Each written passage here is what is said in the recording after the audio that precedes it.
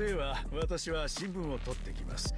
ついでにホットドッグとナチョスも用意してきましょう。ファストフードは開拓の歩みの象徴、偉大なる発明だと思いませんか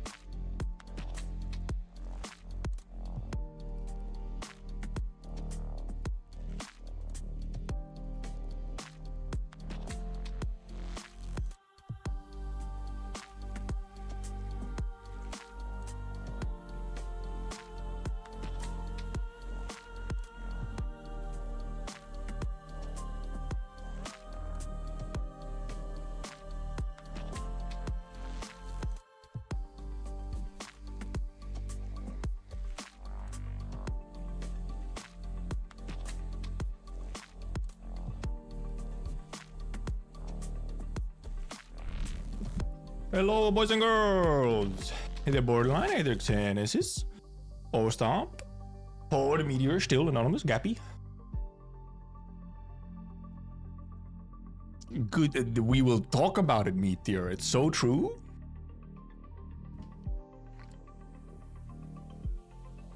Okay, so I was gonna do like the IS5 stuff first, but then I realized it maybe makes more sense to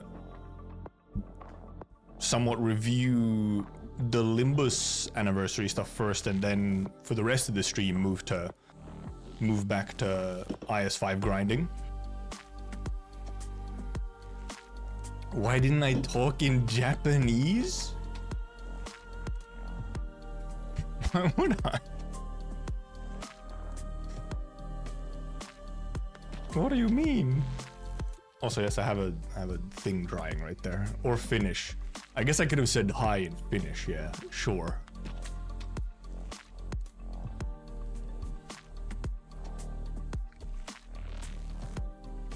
Who just said that? Said what? Yeah, I guess I could have maybe put in some Finnish into there just for fun. I'm not exactly a Finnish nationalist, though. I don't usually find the huge need to insert Finnish into my existence. I am me. I do have Arknights open in the background, obviously, as you can hear. Very truth in men.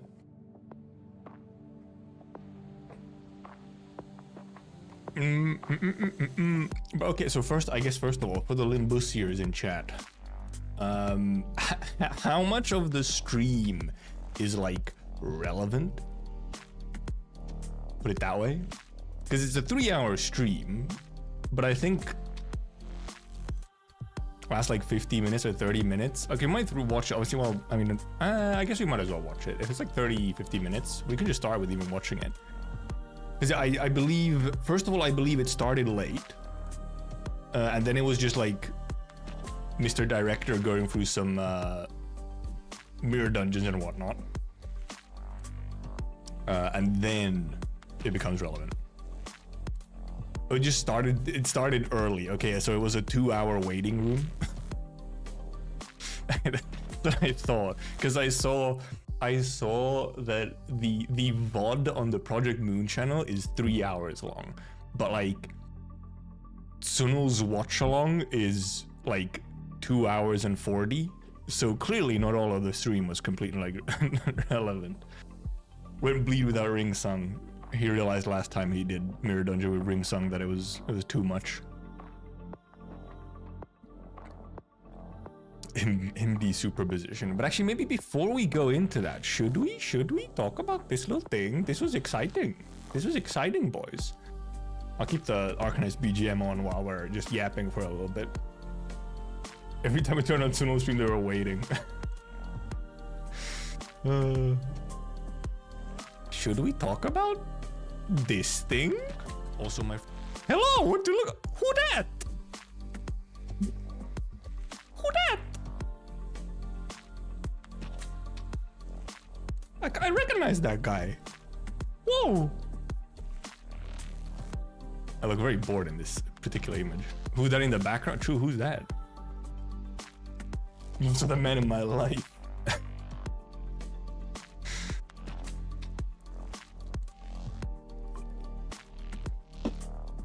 I really did have like some random clothes in the background though, huh? But yeah, I think it was... how long ago must have it been? It was quite a few weeks ago. Where this kind of person, you've probably seen some of their stuff. They suddenly sent me an email asking me if I wanted to record a little bit for their like 2nd anniversary greetings like video. I still have that one. That's true because they're always there. Those random clothes are always there. Well, because one of them isn't clothes. One of them is a blanket that I use for random stuff. The other one is a piece of clothing. But now I also have an extra piece of clothing. Shit, this side. It's drying. Recorded it like 2 days before this video going up. I mean, I recorded it like 2 days before sort of the deadline that they gave for it. I asked them like when would they want it by the latest, and I think they said like the 20th, so like 6 days ago. I probably also recorded like 2 or 3 days before that like deadline. But yeah, you might see some other, you know, of the usual suspects here. Obviously a lot of Korean streamers. There's Georgie. There's obviously Indeed. Well, there's me. Whoa. There is indeed Ria is in here somewhere. There's Hayami. Sunul. Well, Ria was earlier. Wasn't she? Where was she?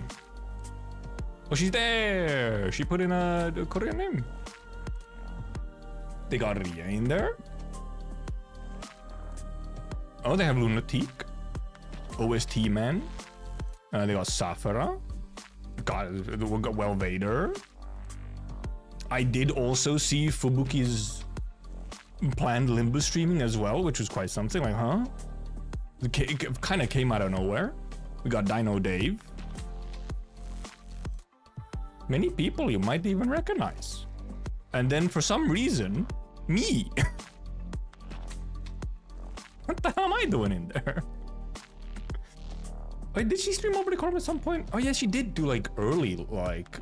Yeah, she did some Lob Corp. Yeah, like way back. Dino Dave was surprising though, yeah. That was surprising, like, huh. I'm surprised he agreed. I'd assumed he would have been soured considering he got bullied. I assumed he would have been soured, but I guess not. Or at least not enough. I haven't actually watched through like the whole thing yet. I haven't had time. I woke up and saw it was posted and I was like, shit, I got work to do. Has Fubuki played it? Maybe she has. I haven't exactly followed Fubuki super tight. These are more funny nowadays. Good for him. But yeah, this was a fun thing. It suddenly popped up. Obviously, I kept mine pretty short. I didn't have that much to say. It was just kind of generic. Hellos and so on. It's very much not deserved.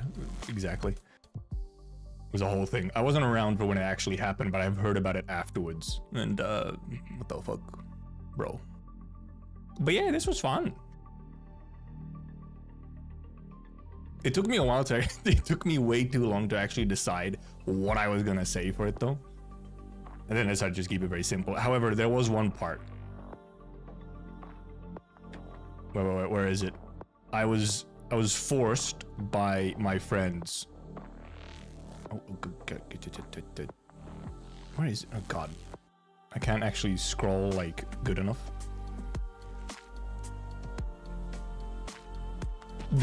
This part. When I told my friends that I was asked for this thing, and they were like, "Holy shit!" One of the first things they said was, "Hey, can you ask them for more orange woman?" I was like, I guess technically, yeah, I can. Like forced also more Ishmael, yeah, exactly. Everything understand with the fucked up internet gonna internet way. Yeah, exactly. But yep. But this thing, it's not just about Ishmael. That's why it's specifically just what we in our group call orange woman. AKA women who happen to have orange hair, and for some reason that's all sort of weird inside joke we have about orange woman. And how apparently somehow orange women are just always like best girl, essentially. Also they have like magical powers or some shit. They're like reality warpers. So we ended up with this orange woman thing in our friend group. So then I had to ask for more orange haired woman. Also, yeah, like bagpipe as well. Orange woman. Bagpipe is under the umbrella of orange woman. Ishmael is under the umbrella of orange woman.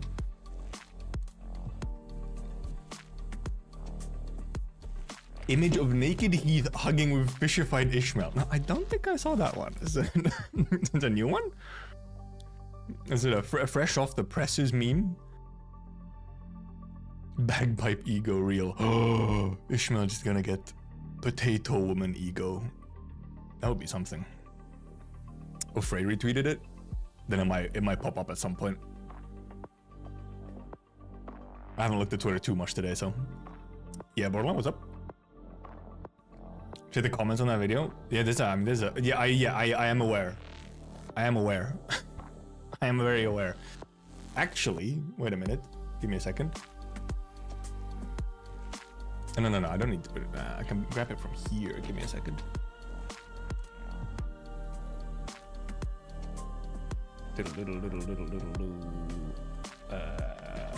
Here, actually, they sent me an email today.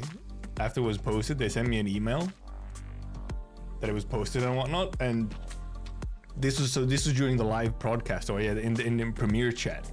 It's my portion. They typed in the chat when it was my turn. They put smiley face. I've officially been perceived by Project Moon.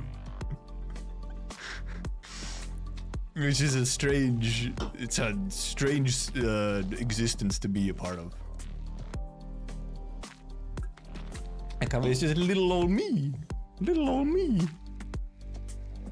Just little old me.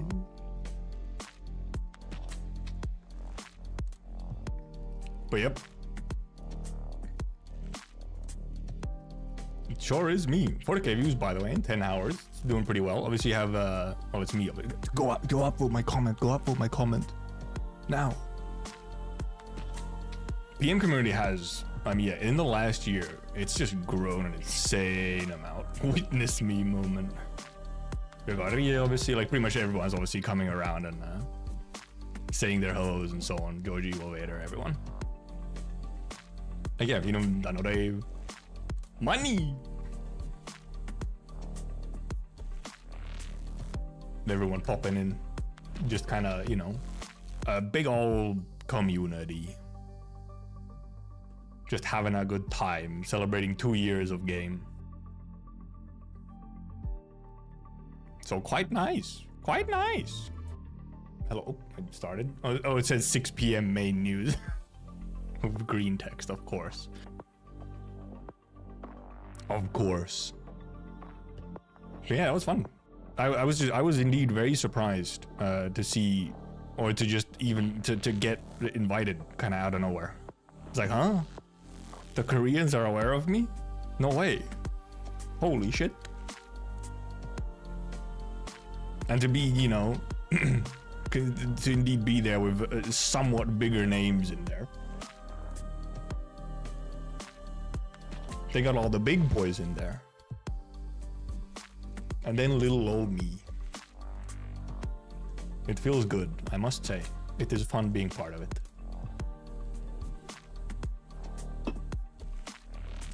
Should we try and find where this actually begins? Okay, okay, still in mirror dungeon, still in mirror dungeon. Still in mirror dungeon, still in mirror dungeon. Still in mirror dungeon, yep, okay, still going. It really is like the last 30 minutes, huh? It really is the last 30 minutes. We're at 2 hours and 28. Still a mirror dungeon. Is it back a little bit? Okay. Well, this is still clear mirror dungeon. Like, this is the... Oh, right, yeah! Achieves and the infinite mode are coming. This bit of lost connection on the main menu. Oh, man.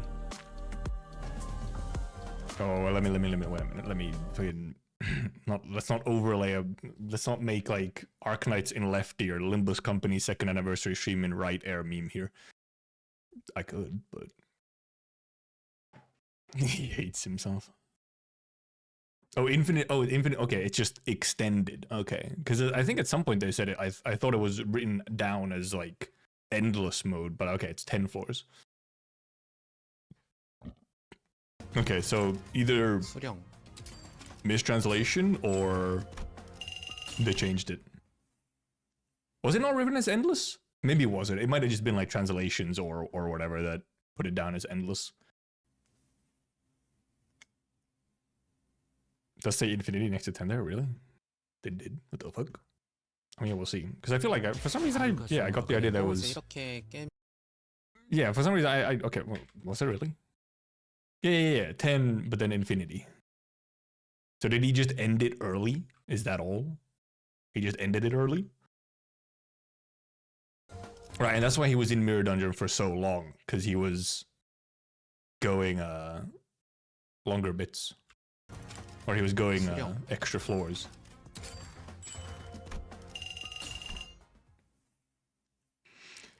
Original announcement released and never said it endless? Okay, fair enough. Yeah, I don't know where I also just got the idea that it was indeed an endless mode. But I mean, it might still be endless, seemingly. Live chat replay does not function. Oh, because it wasn't live. I forgot. There's not. These don't have live chat. They don't actually have live chat on them. That's why. Oh, 뭐야? The entire community thought endless. Well, I mean, did they, I mean, on this, when they did this, did it automatically end at 10 or did he manually end it at 10? Hey there, Shelpad, indeed, we just talked about it, yep. I actually still have it open here.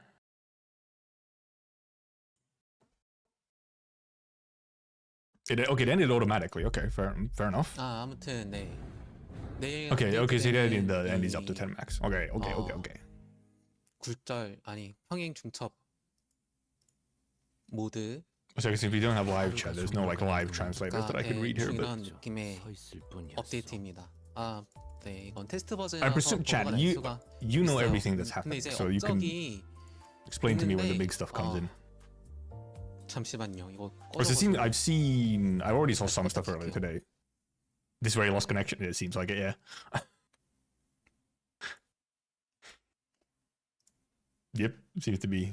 I did also see, I saw a screenshot of him in sitting around in a suit. At some point he took off the VTuber model and was in a suit as well. Do we already have patch notes as well? Or are they tomorrow? 거울 던전 업적을 Oh, it patch notes for tomorrow. 그러니까 3주에 걸쳐서 한 주씩마다 업데이트 할 건데 그 업적을 통해서 얻어지는 경험치로 배너나 티켓 꾸미기 같은 거를 얻을 수 있고, 근데 이제 거울 던전 업적이 너무 좀 어렵다 하면은 이거를 right, this is the cheese. 요 Presumably.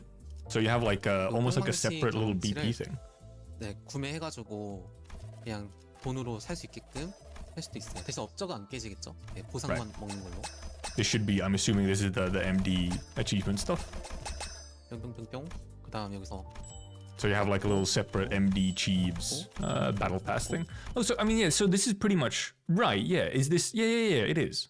This is pretty much the IS version. Yeah. This is just the way that Arknights roguelike also does it, where you have a separate level and sort of BP for roguelike. It says you'll be able to buy achievement levels. You can also do that in Arknights. Once an Arknights roguelike has all of the updates, after that, you can also just buy achievement levels with rocks. So that's not strange. Yeah, very much so. Same as IS and AK. 있는데 이 뒤에 이제 Which 순차적으로 업데이트가 I mean, it's a good system. 있을 거예요. It's a good system. 내일 추가된 업데이트. So strange to me still. I feel like it makes sense to me because there's some rewards in there that are pretty high up, like some cool rewards like skins or profile themes and stuff. I'm gonna be pausing a bunch here for just yapping. No, I haven't actually logged in today at all. Nope, I have not. We can even do that quickly. Because yeah, it's the thing is that you can easily, like, let's say you're mostly about kind of like, for example, in just using Arknights IS as an example, if you mainly care about like, oh, I want to just like unlock most of the stuff and do all the endings once, and you don't necessarily care about grinding super high difficulty or grinding out the rewards manually, you'll get a whole bunch of them as you're doing like monthly squads and achievements and you're getting all the endings and so on and just enjoying the game. But at some point you might be like, you know, I've played it enough. But there's still some rewards in like the latter half that you haven't gotten. You can then, if you want to, which I have also done, you can then throw a couple rocks that way and get like the skin or something that you didn't quite get to yet. I think it's like it's very much just like for the people who haven't grinded the whole thing. Max level in IS5, I think it's right now it's probably 155. Well, I don't know. Right now it's 50, but it'll probably go up to 180 or something.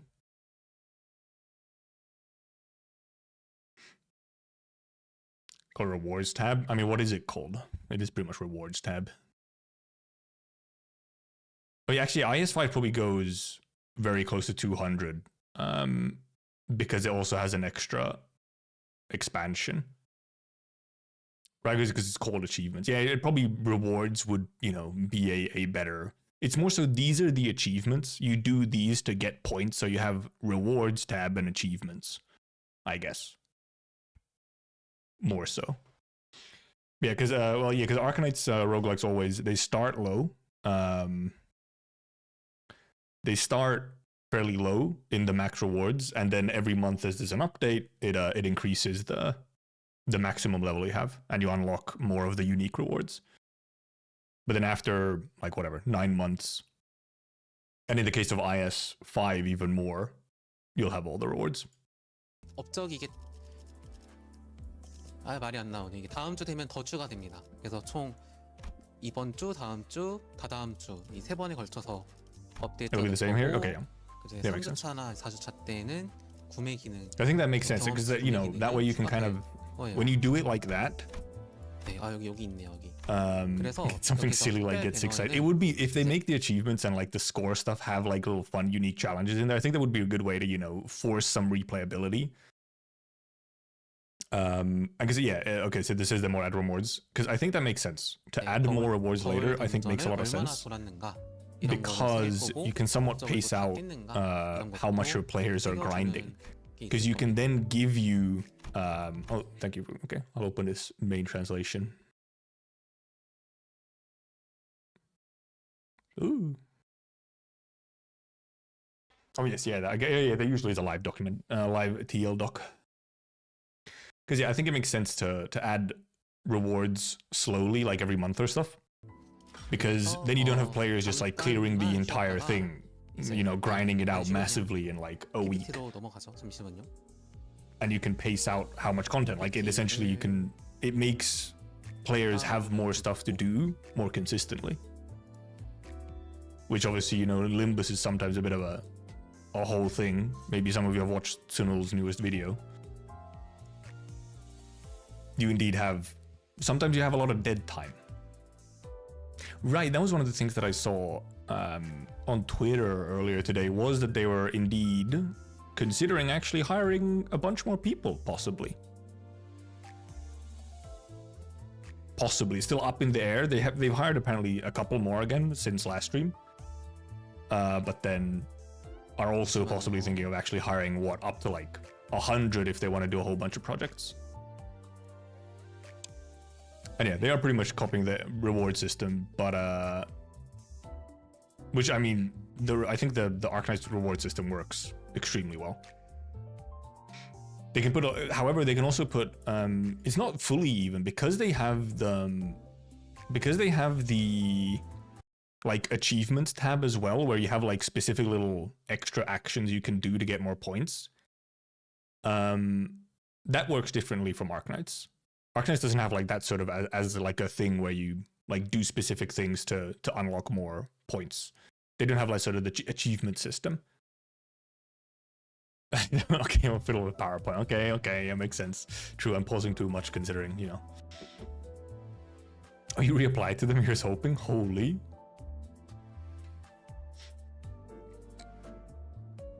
You have the monthly rewards, but that's a little bit different. That's like a unique monthly squad where you get to like, you get a freebie character and some like, you get like a different starting position. Oh yeah, he's really fiddling. He's really trying. So that's like different from like a sort of the kind of achievement system that I saw there for Mirror. So that is already different. I'm just wondering are those the only source of the sort of rewards points, or I'm assuming you'd also just get them by just doing runs, and it wouldn't just be the sort of rewards tab or the achievements tab. And yeah, I saw them the comments about where they talked about the third-person action game to tell like other stories. Yeah. Burrowing system? What's a burrowing system?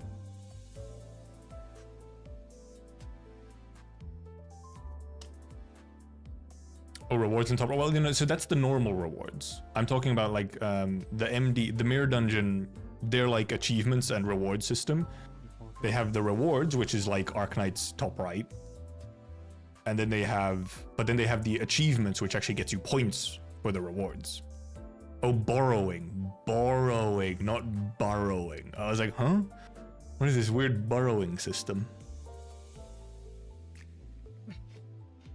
Set it up before stream. Why is it like this? El Director. Yeah, friend support system. I wonder what kind of problem they ran into. It feels like, seems like maybe they just couldn't do it yet. Maybe we won't get it for MD5. Maybe we get it for MD6, or it's like a limit on amount of IDs. But I feel like ID limit. Oh yeah. Our suit man. There he is. Hello, suit man.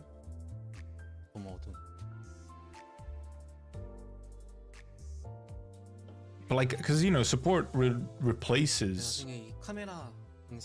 Like I assumed Drip Jihoon. I assumed, you know, when you take a support, it replaces one of your units, so I'm assuming it's weird spaghetti god. And maybe for MD6 then, or just later we get the support system. Cause you know, sorry, I'm pausing. Cause even in some of the earlier mirror dungeons in story, you can actually pull a support, can't you? So, like silence Jihoon, have my sorrow and I want nothing more. Should we move to not cover up our boy?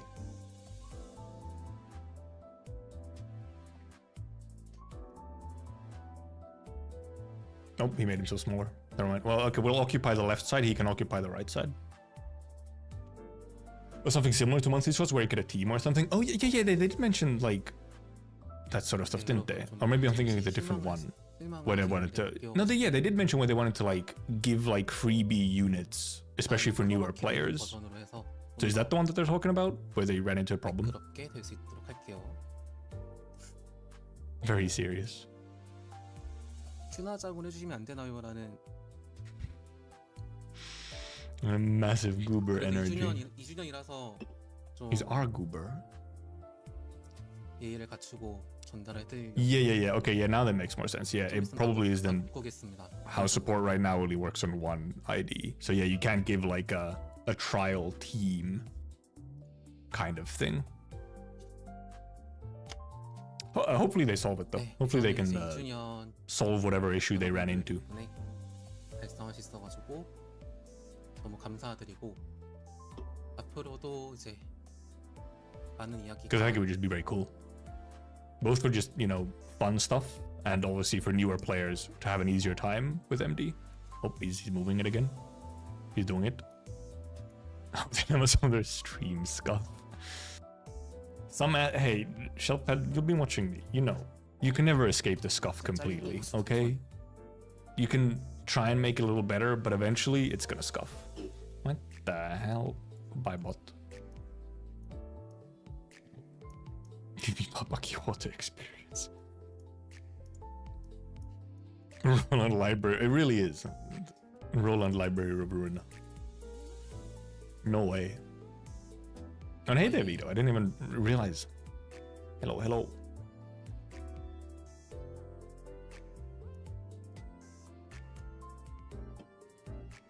He really is fiddling. 땀이 나네요. Why does he keep moving it?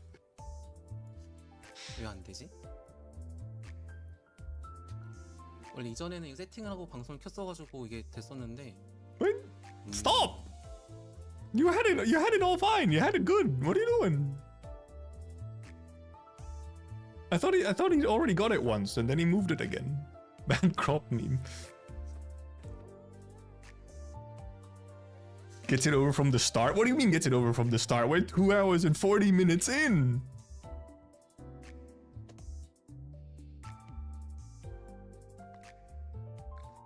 It's still cropped.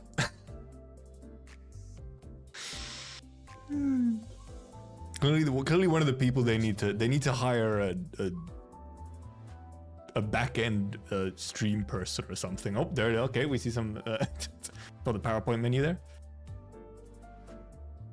Top power missile line now is molding. Fair enough. I would. Oh, he's moving. Oh, he's moving.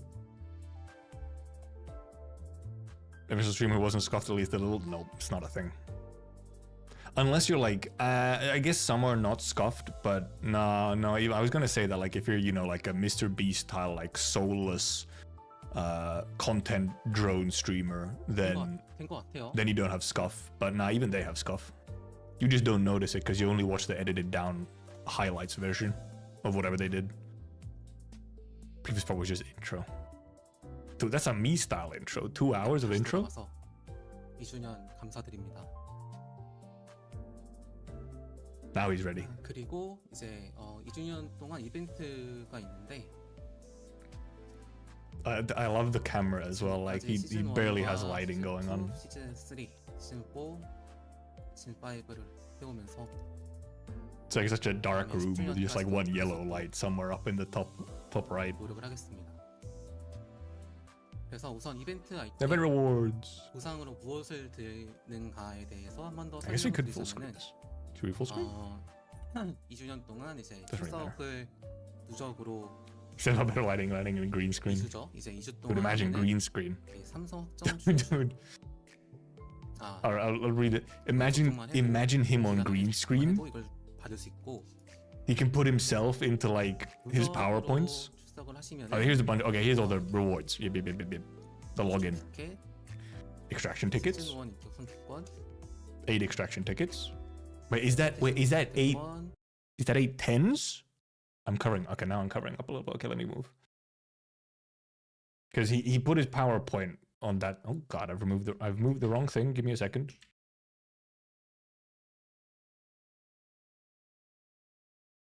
Okay, we can inhabit the same side.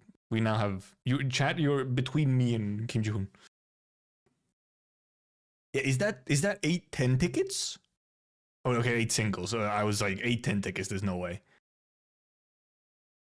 And yeah, then you have one guaranteed for season 1. But also, is this just a selection ticket where you get to choose, or is it just like a guaranteed 3-star? No, I don't have season or season 1, season 2 entities. So. 림버스 2주년 기념 특별 배너 꾸미기 티켓. Yeah, okay, it is just, you know, just get to select a unit as well, which is really nice. 이렇게 있습니다. Yeah, okay, so nominable is choose, yeah. And yeah, Deca Extract is obviously 10 ticket. Yeah, like the he goes through it so fast. Yeah, so 8 singles, then you get a season 1 and a season 2 identity. You get a module ID uptie thing, just to UT4. You get an ego to TS4. Then you get a banner. You get a little, obviously, cosmetics as usual. You get the Vergi announcer. Also, hello, Karon, my beloved. 베르길리우스 아나운서 이렇게 있습니다. Oh yeah, it is specifically WoW ego, yeah, as well. So I actually have to see what I use it on, because all my egos are TS3 already, so I want to use it on something new, I guess. Free falling package will be available for purchase. Okay. The money. Second anniversary pack. 어떤 거냐면은 Oh, wow. One of them is just, you know, faster access to Vergi with a 3-star guarantee. Identity takeoff. Identity takeoff is that the level up one? 성장체화가 있습니다. 그리고 2주년 기념 Commemorative extraction pack. 더 싸게 판매하고 50 pulls, 50 tickets. 패키지 이것도 있습니다. Oh, training ticket is the leveling up. And I do training ticket. No, this is just the training ticket 4s, right? And third 4 harness. So this is the level up, you know. Also, yeah, people who won't log in daily. Though I mean, it's 14-day login, but I imagine it lasts more than 14 days. I imagine it lasts for more than 14, so you can miss some days. Takeoff is both, so it's right. Isn't takeoff like the one where it levels it like automatically to max or whatever? Oh, it upties as well. Oh, that's quite something. Ooh. Okay, last 30 days. Yeah, that's what I thought. 다시 한번 림버스 2주년을 또 돌이켜 보면은. I mean, yeah, it is indeed an option for the people who. There it is. Total user account again. Steam iOS. AOS. It is funny to see iOS is the lowest. Android and Steam pushing most of it. 체크를 해봤는데 저번에 방송할 때가 이제 11월 달이었고 이제 한 이쯤이었는데. Okay, wait, yeah. The level up one was $42, and it's like, yeah, it's not that much. It's not the best value. Their packs are there. Maybe not, they could use some work on their pack value, maybe, or at least for that one. I don't know why people play Limbus. He's just as he's also confused. Like, we don't have that much content. Why are you people playing? It's so nice to see though that Steam is just straight up #1. Generally speaking, I feel like that's just better for game quality if you're mostly like PC players. I mean, Steam and Android are pretty close. But I guess mobile is still put together. Mobile is still more. Question mark. Why are they playing, man? DAU 같은 경우는 Psychopathic obsession. 35만. Blind obsession? 피크일 때는 아마 Yeah, wait, yeah. Wasn't this like? 그래서 DAU도 꾸준히 이렇게 올라가고. This is the old one, right? This is from the previous stream, however many months ago. They've like fucking doubled. 네, 기쁩니다. 타노시. It is fun. 근데 이게 또 그때로 말했지만 내려갈 수도 있겠죠. 파이팅. 그리고 2주년을 기념해가지고 getting scared that it will drop a lot. Maybe the growth will, you know, maybe this insane growth does is maybe part of the push why they seem to be trying to now put out a little bit more content, so that it doesn't just like suddenly drop off as everyone realizes. People are like, oh wait, there's not that much to play. It's fair to be, you know, scared about it suddenly dropping because the growth is, the speed is crazy. But that, oh yeah, it's true. That was daily users. That one was monthly. True. Yep. Yeah. Tanoshi. 광고를 진행했었어요. I'm not sure if they're how they're counting like both devices, because I also indeed I have on Android and Steam. So. 보신 분도 있겠지만은 여기 아키하바라에서 Oh yeah. Also yeah. Outdoor advertising. 왜 Right. 한국에서는 Is this the advertiser where they cleaned up Sinclair? They cleaned up the blood and gunk off of his face for the advertisement. Did you guys see that one?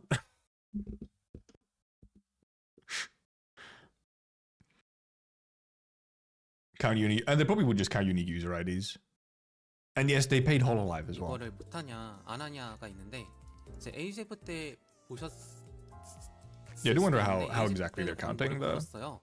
요게 한국에도 좀 I mean, Steam just straight up, you know, tells you like how many people. It's more so just that if people are doubled up on Steam and Android. 그래서 그 한국에서는 이렇게 공개적으로 Skincare. 그 Oh, is the football stream tomorrow? 걸기가 힘들어서 한국에서는 좀 광고를 하기 힘들 것 같습니다. 림버스 컴퍼니가. 대신에 이제 해외에서는 청소년 이용 불가를 I just saw the tweet. I didn't actually check when it was. 15 플러스, 17 플러스 이쪽이라고 가지고 네. They did pay HoloLive in like 20 hours. 한국에서만 좀 광고하기 어렵다는 점을 20 hours. 알아주시면 좋을 것 같아요. Well, that's a bit of a tricky time for me to watch it, but it's in Japan and Korea and not Korea because games rating in Korea is 17 plus while it's 14 plus overseas. The cleaning up of Sinclair. 이제 광고를 진행을 할 예정이고 여기 아키바나 이케부쿠로나 Not an infill stream somehow, yeah. 20대 때, the beta's over. 한 번쯤 여기에 걸려 있는 게임 광고를 보면서 아키바 이케부쿠로, yep. 저게 게임을 걸면은 성공한 게 아닐까라는 그런 두근거리는 마음을 실현할 수 있어가지고. Right, because it's 17 plus in Korea. 네. You can't really put outdoor advertising.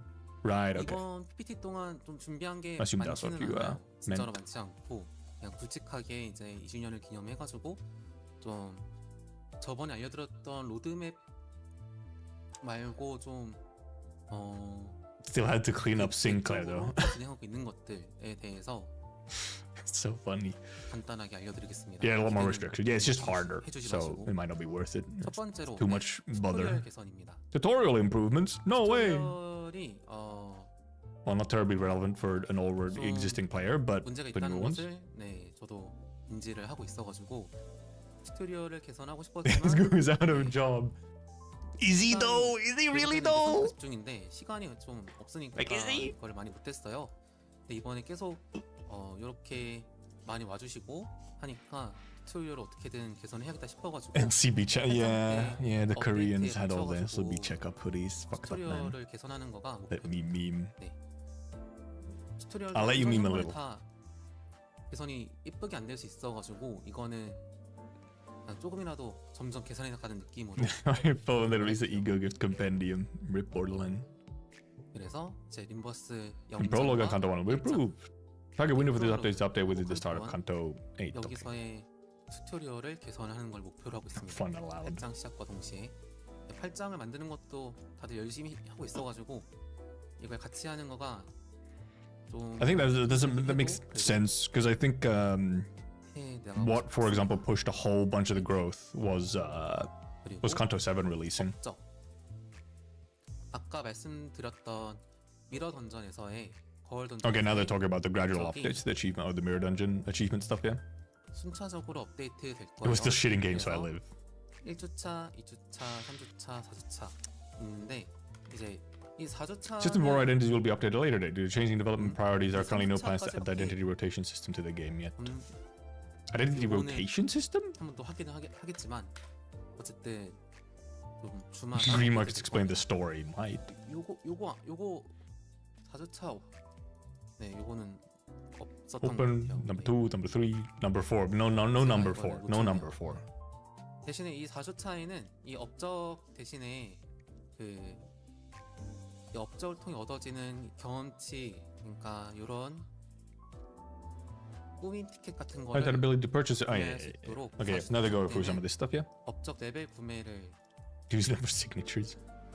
I guess it makes sense that we wouldn't necessarily have a huge amount of updates for the achievement system for MD, 거울 던전에서 저희가 추가로 하려 했던 거가 for MD5 specifically, because obviously, you know, we're getting closer and closer to Kanto 8, 이어도 and then we'll obviously get a new MD. 2주나 뭐 1주 이렇게 3주 특정 기간마다 인격 파티를 대여해드리고 플레이할 수 있도록 하는 이 시스템이 I'm assuming this text here is talking about the borrowing system, yeah, or like what they were thinking of, like the. 그래서 요거는 the thing. 이번 시즌 동안에는 안 될 것 같아요.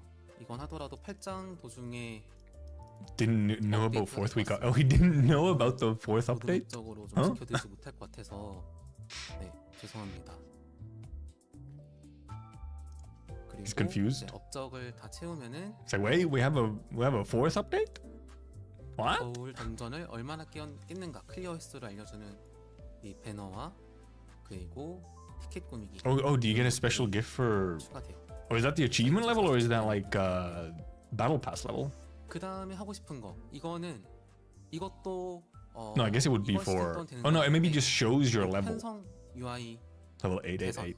개선을 하려고 합니다.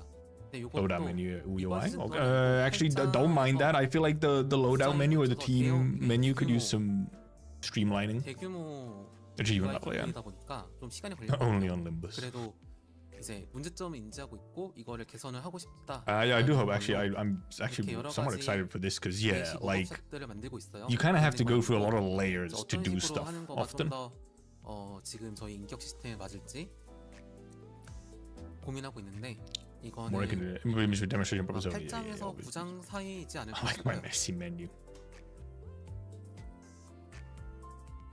Hundreds upon hundreds of AMD BP levels. I do wonder if they. 이제 I would assume it would probably be similar to how BP works, 변경될 수 있고요. which is you have like more unique ones up to a point, and then you have like an infinite version where 그 주기도 you get 빠르다 like 보니까 something else. 카드 게임, 그러니까 덱 구성을 하는 Yeah, 거에 choosing the 가깝다고 order as 생각해서 well. 좀 카드 게임 계열 쪽에서의 UI Yeah, this kind of quality of life would be very nice. 좀 덱을 편성하는 거 I've always found the like 방향성을 team menus and ego menus a little bothersome. 알려드리고 업데이트할 수 있도록 하겠습니다. 어쨌든 네, 요거는 제 잘못입니다. 요거는 이거였는데 네네. And yeah, when you want to choose the order, you accidentally like move someone, and they're in the wrong order now suddenly. Then you have to like deselect everyone and then select them again. 그리고 Oh, new identities? We did some. Oh, we had some teasers today. Actually, yesterday as well. New identity가 We have 돈 키오테가 Gun Sink Down and Fire Fist Gregor. 올라갔었는데. I like 15 fully built teams. You're okay with team menus, but they could be better. 어떤 인격을 또 이거 보여드리면은 좋아할까 싶어서 준비를 해봤습니다. 잘 되면 좋을 텐데. Yeah, Sink Down. And today we had Fire Fist Gregor. Happiest Gregor ID. Sorry, Pregor ID. Oh, he paused the music. Oh, because he has his video. He has his important video that he can't click on. Oh. Oh, the Gregor is from this. Makes sense.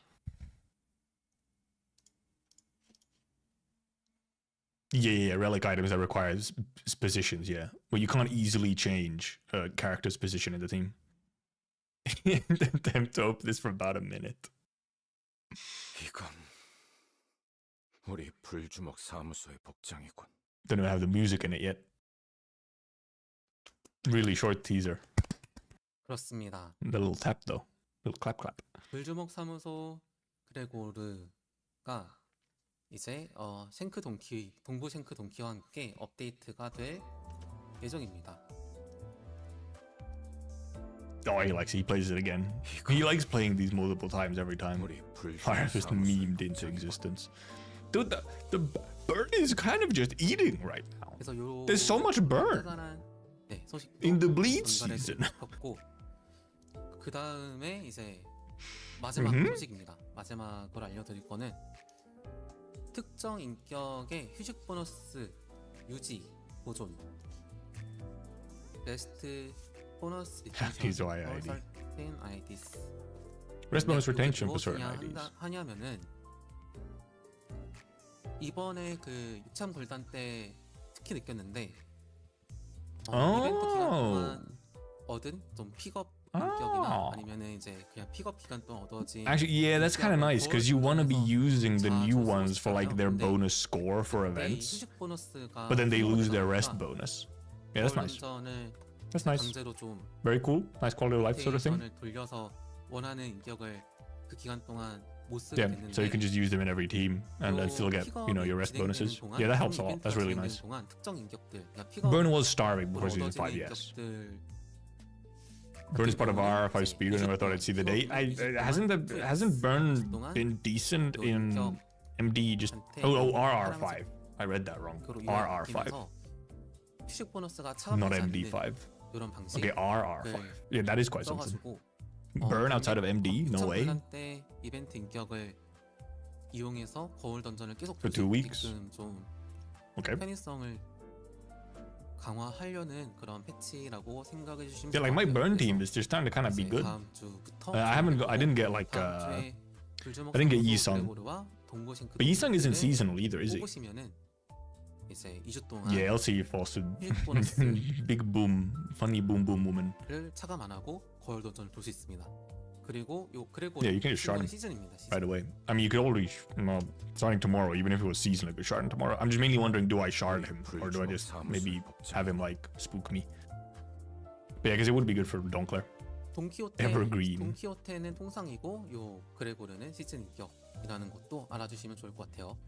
Yeah, because my Burn team is also kind of starting to be 오늘 silly. 준비한 거는 좀 이게 다 Because I already had like the previous all the Burn units, and I have Faust as well. And if I get Liu Yisung as well, then 이제 앞으로도 지금 열심히 because yeah, I feel like I can maybe wait until Walpurgis, and then if I can, then I can like see what I want to shard. 업데이트가 될 수 있도록 노력을 하겠습니다.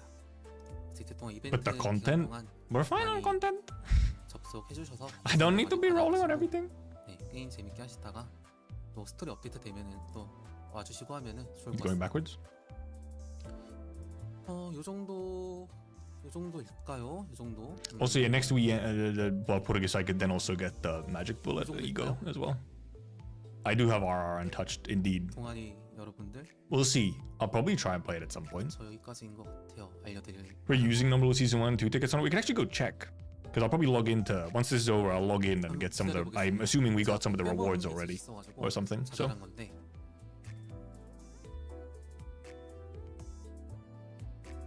So season 1, I think there's a pretty obvious choice for season 1 for me, which is Sinclair. 네, 그리고 이제 2주년에 맞춰가지고 이것저것 프로모션도 다양하게. Oh, we got a guaranteed 3-star deck ticket. Nice, 네. nice. Sheesh. I'm gonna go do that after this stream is over. Yeah, because I don't have gripping Sinclair. 다른 방식의 광고도 그렇고요. So this is season 1. That's kind of an obvious choice for me. 네. No grippy sync. 맞습니다. So you know, and in general, my Sinclair situation is like I have like Dawnclair and no one else. 4월 1일에 These closing words are they coming already? 목표입니다. 목표. Oh yeah, we are. It's in a couple minutes. 확장 공사가 완료가 되고 4.1. 이때 이제 해맨 팡팡이 확장이 되다 보니까 Yeah, we'll see for season 2. 큰 LED 모니터로 We'll go look at what season 2 is. I'll open the game after this and go check. 테마도 좀 더 잘 공간감 있게 꾸미고 더 LED? 쾌적하게 해맨 팡팡을 이용할 수 있도록 준비를 지금 하고 있습니다. 공사 중이고. Soda Honglu. 4월 이때 이제 오픈하고 나서 Oh, reverb ensemble part. Oh, the hum reverb ensemble stuff. Also, yeah, you can't get egos anyway, so it's an ID ticket, guys. 굿즈들만 판매를 하고 그 다음에 이제 자영학단 2차. Sync is also pretty good. Is Sync season 1? 그렇습니다.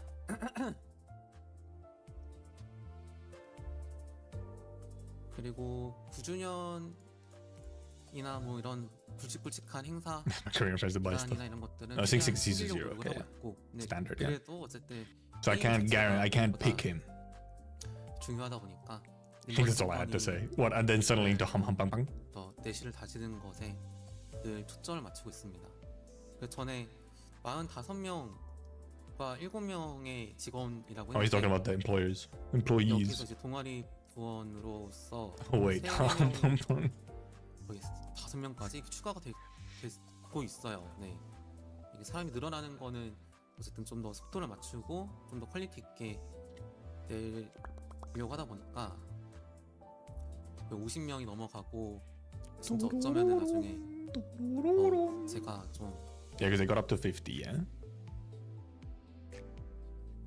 좀 더 뭔가 역량이 커지고 또 Yeah. Okay. So this is the part that I did see talked about was the employee 그래도 커져가지고 amounts. 할 수만 있다면은 새로운 프로젝트 Yeah. Yeah, I heard about the 5. They hired 5 more dudes. 말씀드렸던 것처럼 해보고는 싶은데 늘 And then talking about the whole thing, like if they wanted to do like 관리하는 거 multi-production stuff, 너무 어려운 것 같아요. where they wanted to work on like multiple things at once, then they might go up to 100 or whatever. I think that's what was said, right? 진짜 인사가 만사라고. 그래도 이제 제가 이런 부분을 좀 극복할 수 있다면은 최대한 회사 내부에서 But it was already very big ifs, where he was like, well, like if I can handle that, like management wise. 3인칭 Yeah, the 3D game. 액션 게임을 내고 싶어요. Yeah. 낸다 하면은 Gaming Love 네, Corp 2. 어느 정도 구상을 해둔 게 좀 있는데 이거는 좀 구체화가 되면 한 번 더 How can you make a second Love Corp? The first was, you know, 좀 옴니버스식으로 the first one exploded. 좀 주인공이 그때마다 다 달라지게 해서 할 수 있는 그런 방식을 또 Yeah, they could do it. 지속적으로 업데이트나 Limbus Company Island. 어쨌든 림버스 컴퍼니는 이 12명의 주인공이 메인으로 가다 보니까 좀 갑자기 다른 도시의 구역의 이야기를 또 알려주기 힘들고 또 그 스케일이 좀 어느 정도 커져야 되는 부분이 있는데 Love Corp 아예 IRL. 좀 작은 지역적인 이야기를 다룰 수 있는 그런 3D Is that what they're doing with their employees that they're talking about right now? 여기에서는 이제 뭐 뒤틀린 탐정, 디스토션 디텍티브가 주인공일 때도 있고 또 You didn't like that one? Which one? I'm also on top touch for some reason, by the way. I thought, okay, yeah, if an LC event was such a tease. 테마가 되어서 할 때도 있고 아니면 제작지 옆에 한 개인의 이제 Well, YouTube, the 배달 top chat didn't like 일화 that 같은 one. 거, 이런 거를 좀 업데이트를 옴니버스식으로 해가면서 좀 3인칭 액션 게임 만들면 재밌겠다라고 생각을 하고 있어요. 이거에 대해서는 저도 좀 더 And then robbed me of the hoodie. 가장 전제가 요 100가 돼야 되기 때문에 계속 고민 중인 부분입니다. 하면 재밌을 수는 있을 것 같은데 제 이 머리와 스트레스가 감당이 될지 모르겠지만 Told you 해보고 common 싶어요. cold. Yep, yep, yep. 노력 중입니다. Only for bad kids. 네.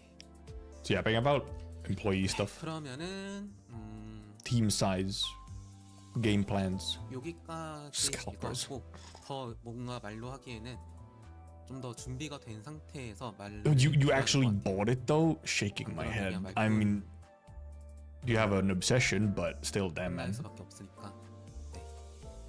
You were in line and scalpers got it first. How did they not have some kind of? Did they not have something in place to stop scalpers? 올수 있었습니다. 네. 저와 Usually you have something like that. 팀에서 They had a limit. What did they just like go again or something then? 것들을 열심히 만들면서 I feel like usually limit should be like 1 per person. Honestly, 네, 계속 가늘고 길게 창작을 해가고 싶어요. 네, 잘 the lines were 부탁드리겠습니다. massive. 감사합니다. 아리가 도자이마시다. 앞으로도 잘 부탁드리겠습니다. 네, Arigatou gozaimashita, he said. 그리고 3 years. I 시청해주셔서 feel like 3 per person is like 잘 부탁드리겠습니다. kind of a lot. 파이팅. 림버스 컴퍼니 Need the scalper, grill him, and take the hoodie. 네, 이걸로 방송을 끝내면 될 것 같아요. 네, 좀 더 뭔가를 더 뭔가 하기에는 And like 500 pieces of merch, please, for myself, obviously. Yes, yes, yes. I will use all of these. 파이팅입니다. 다음에 또 뵐 수 있으면 좋겠습니다. 끝. But you should piss before me too. Yeah, I feel like for those, honestly, your limit should be like maybe 2 per person or something. He's leaving. Oh, yep, he left. He's done. He has left. He has left. Shall we, let me open game. Open game. I couldn't meet that scalper because they mailed me the thing. Fair.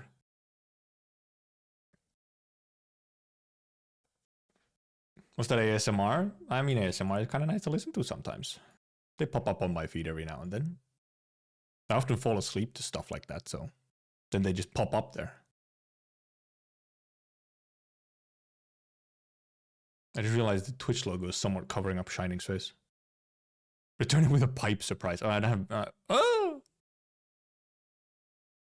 I don't have my sounds on. Give me a second. There's Limbus. Hi, Dark Knights. Also, it's currently the wrong size as well. I have to resize it. Give me a second. Wow. Give me a second. Because I usually have it windowed, obviously, when if I'm not streaming it. Oh, it's extremely quiet. There we go.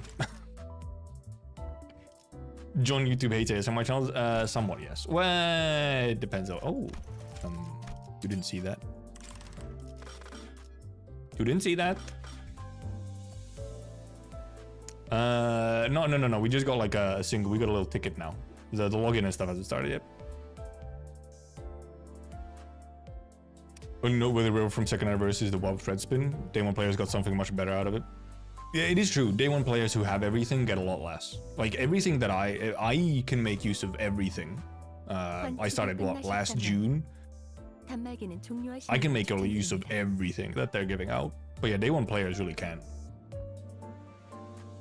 You don't turn lunacy into thingies? I do. I've used one on yesterday's reset. I just forgot to log in this morning, so I was maxed out on this stuff. Alternative changes Limbos into full screen. Definitely not lying.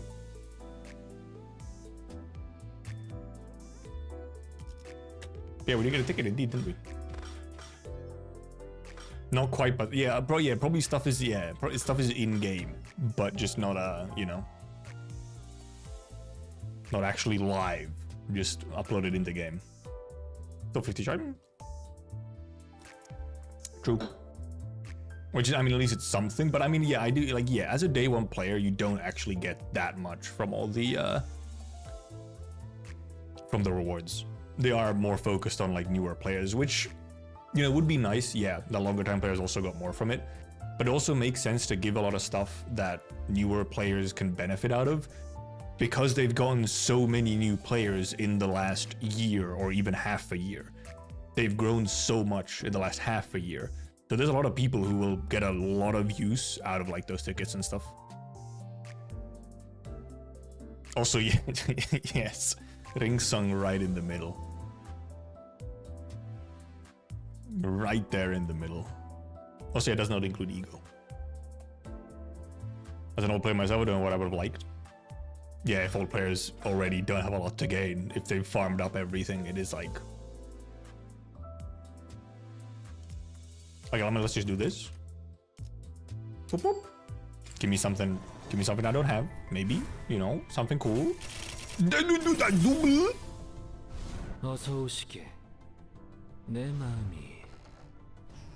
Oh!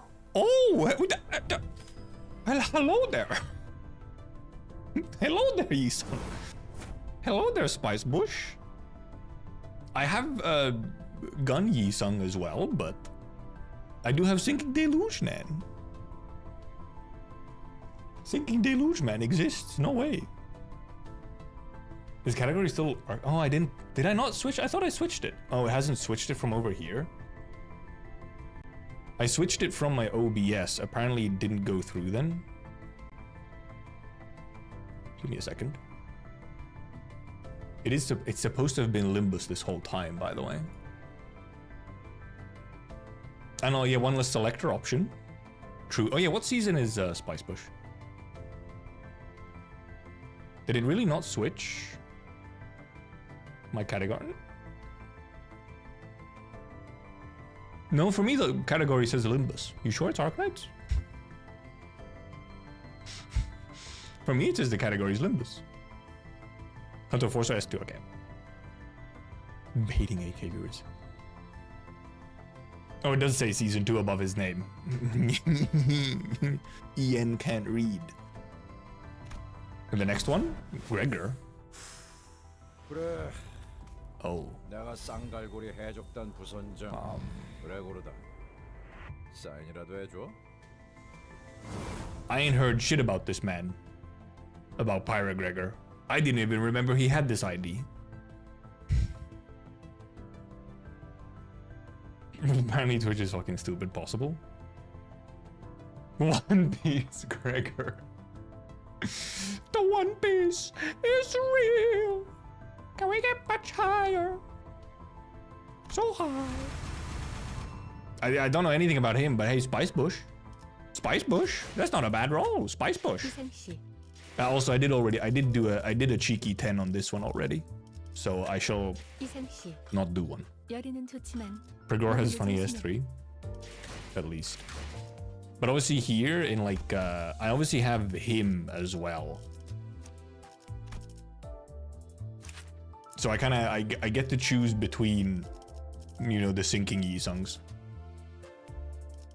And yeah, we'll check the dispense, yeah. So yeah, I have him. And he's also, you know, very good. It is true that in MD though, yeah, probably Spice Bush can do more funny. But obviously he's like, you know, this one very easy to use in any content because he's just so, you know, self-sufficient. And he can just, you know, he doesn't need any build up or anything. He just, you know, S3s right at the start and does 200 damage.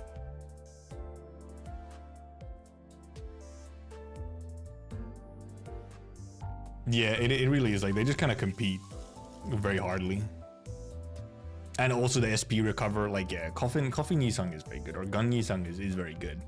It is actually like an opportunity cost of like they're both really good, so which one to use?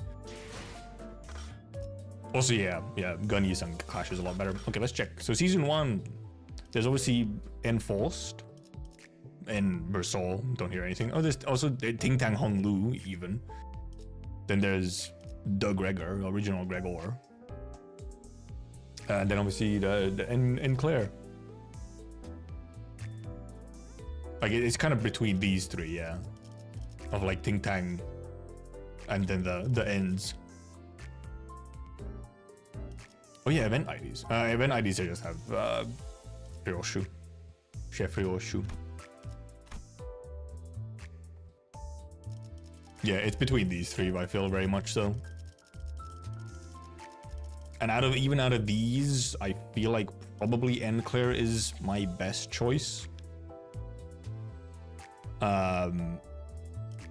Partially because my Sinclair situation is pretty much Dawnclair or nothing, unless I run a Blade Lineage team.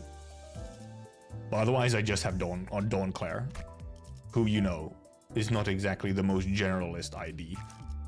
Well, here at least I have W Corp, I have Hook Office, and I have Full Stop Office. And Kurokumo if I want to run a Kurokumo team. And hey, thank you for the follow.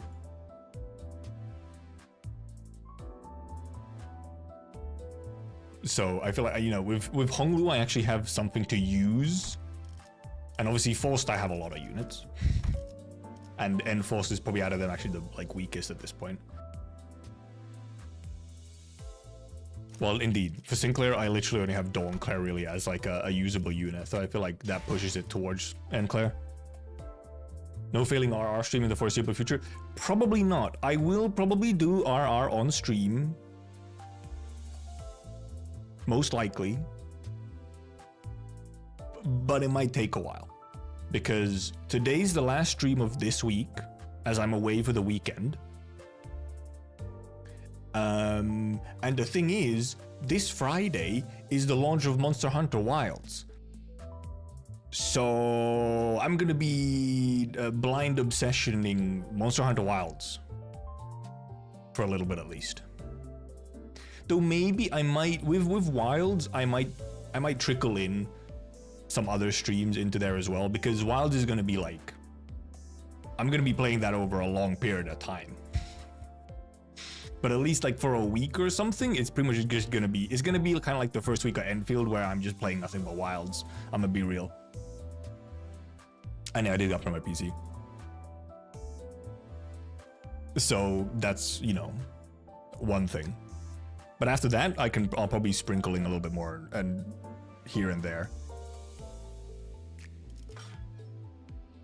Season 2, should we check? What wilds? Wild Hunt? Yes. What do we have here? We have Encore Ponglu, who I've heard good things about. We have Potential Man and Rose Spanner Rodion. And then we have Molar Ish and Molar Otis. Where indeed...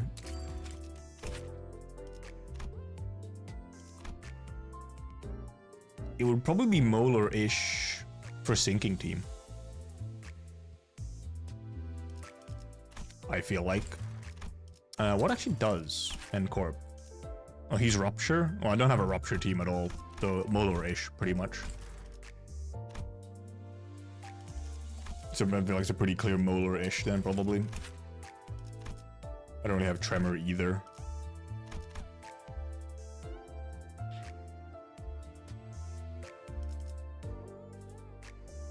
Meanwhile, like, my Sinking could actually, like, now my Sinking could actually use some, like, upgrading again.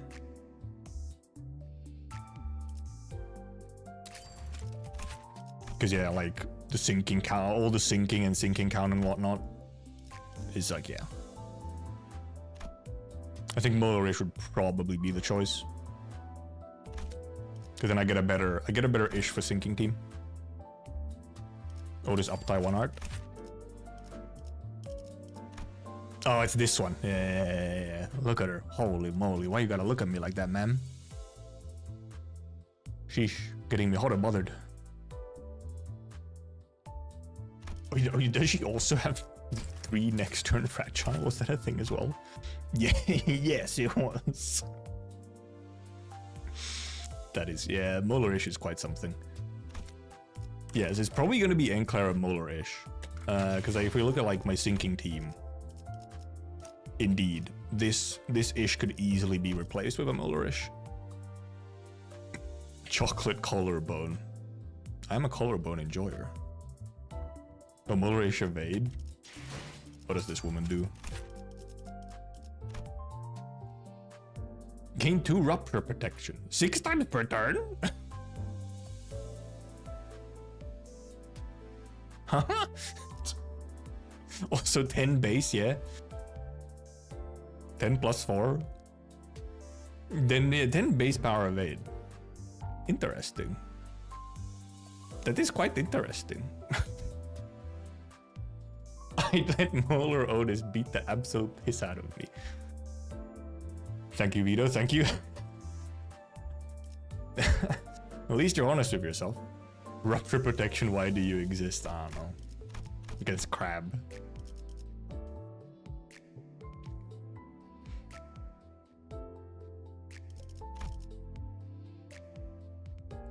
Yeah, 10 base evade is quite funny. That is quite funny. Yeah, I feel like it's pretty obvious choices. Like season 1, I could make arguments for someone else, like Ting Tang Hong Lu. But season 2 is like Molar-ish is pretty obvious, especially for my teams. And Enclair is a pretty obvious choice in the end. Only speak and deal in truths that people are too afraid to say. Okay. At least there's someone. He's like Jesus. But like way hornier in a weird specific way. Before they hired testers because of the ring incident. The incident. Where is this? Oh, there it is. I got more? Oh yeah, because I got 2 units. Where are they? No. I don't want to actually use it. There we go. Get rid of those. Freaky Jesus. Clashable evade, fire punch Gregor. Clashable evade. How would that work? What's a clashable evade? Spend it on a 0/0 ID. Wait, can the tickets be used on a 2-star? Or are they 3-star only?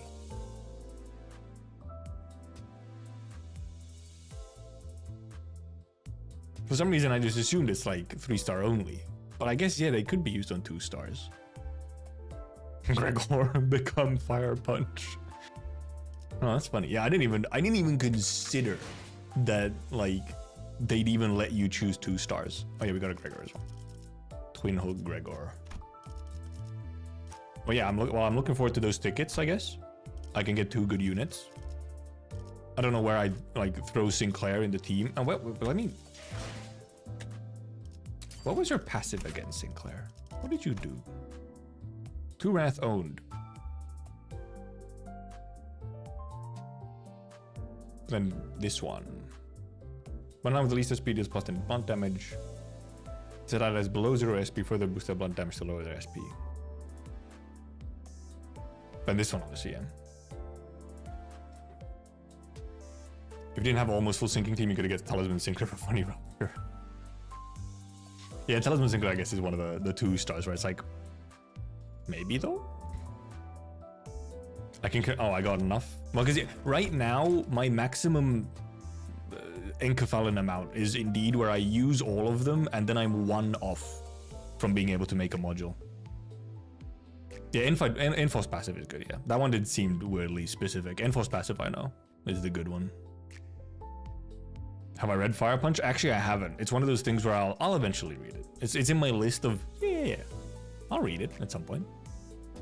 Need to get to level, I do need to get to level 69 so that I have 140. But yeah, right now I'm indeed on, very awkwardly, every time I'm like 139 or whatever.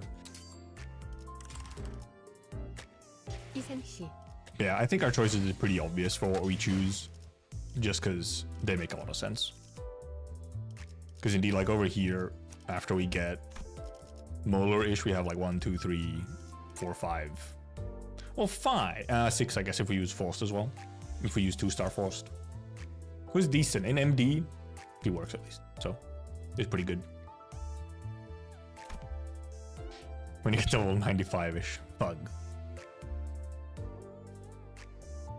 Try not to make Hot Strong Woman challenge impossible.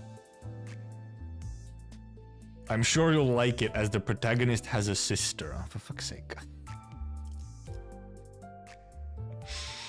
So 96 and I'm at 148. Terrible.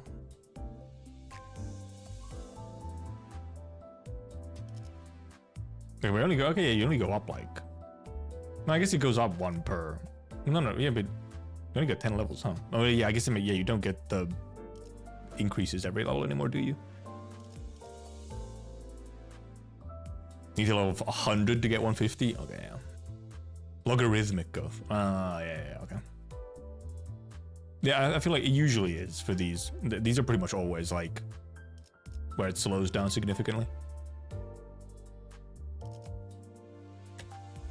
I mean, yep. I'm looking forward to all the things we're gonna get because I can actually make use out of all of them. So that's cool. What is my current 1600 thread? Okay then. Sheesh. Wow. Also, 58 boxes. Or 58 Encephalon boxes. What's my WoW? I actually wonder what is my love ego situation.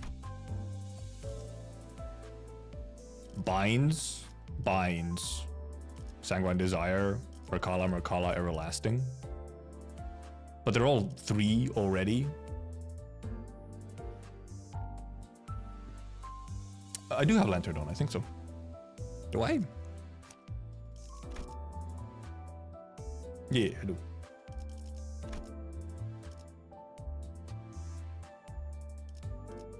Because yeah, I could get uptie. Obviously, I could use an uptie, but I think you'd rather use the uptie on a level 1 ego or a TS1 ego.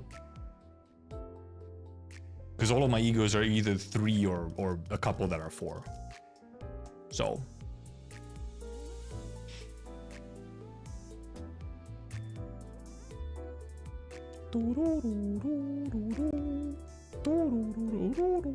And yeah, you can't use it on lower 2 egos, I'm pretty sure. It's just above.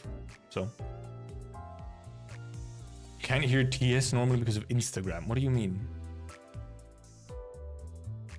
Why your non-bomb creature not upgraded? Because I haven't played any... Wait, what is she again? Isn't she Rupture? Yeah, because I haven't played any... I just don't have any... I don't do Rupture. I have just not have focused on Rupture at all yet. Because I'll probably just save the thread spin for when we get, you know, when I get another WoW ego. Because my current ones are all level 3 already, so I'll just save it for when I have something to use it on. Sunshine for you, I mean, yeah, obviously, yeah, I could also shred, dispense, shard an ego as well, like a good one to use it on. Been here, haven't understood anything in the last 15 minutes or so. That's fine. That's what happens when you start getting into the weeds of a game you're aware of. Or yeah, for the Hong Dong ego, the BP ego, so.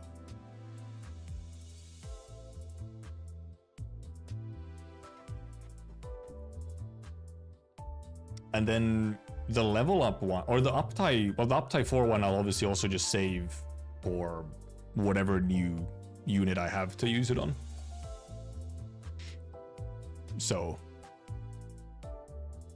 when I get a new unit, like that's when the uptie one is pretty easy. It's just like whatever new unit I get, I could just use it on that, because all new units want uptie 4s, so it's a pretty easy choice. But the ego one I'll probably have to save for a little bit.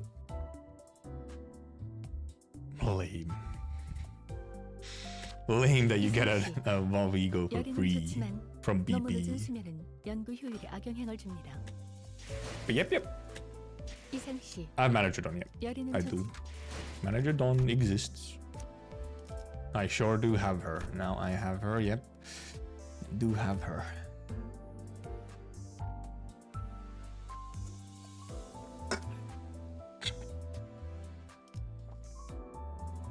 Oh, there's an in-game description? It says usable in WoW or lower. Oh, okay.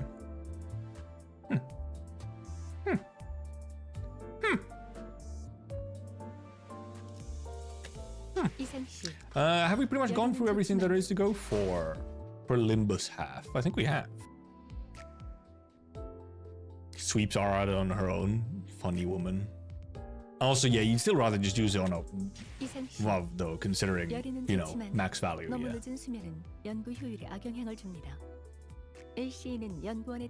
Exclusively play Limbus Company. I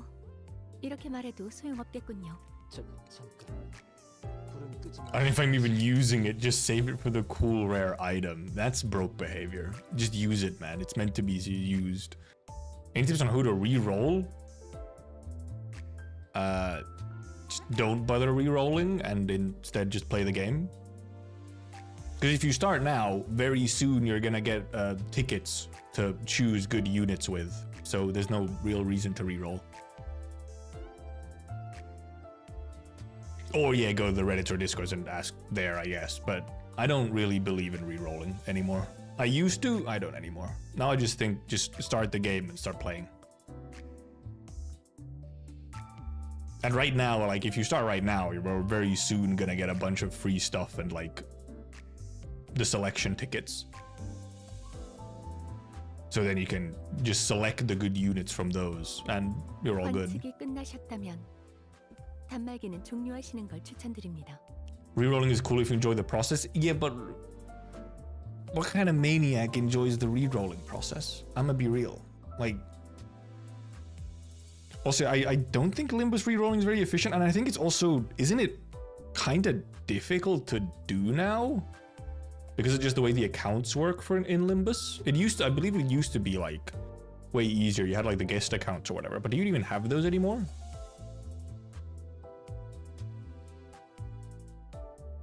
It's not that hard. I feel like for some reason at some point I heard that it became more annoying, at least.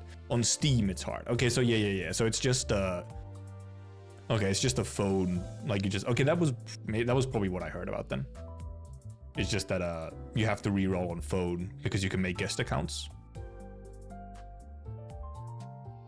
The most fun I had with GFL2 was re-rolling. That might say more about GFL2 as a game otherwise and not necessarily about re-rolling being fun, okay? That's an indictment on GFL2 rather than a benefit to rerolling.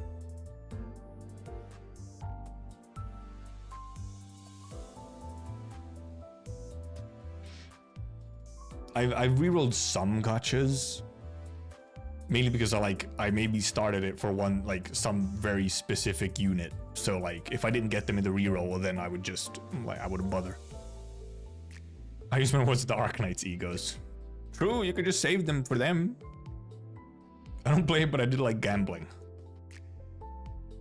Fucking terminal, man. You need help, man. Jesus.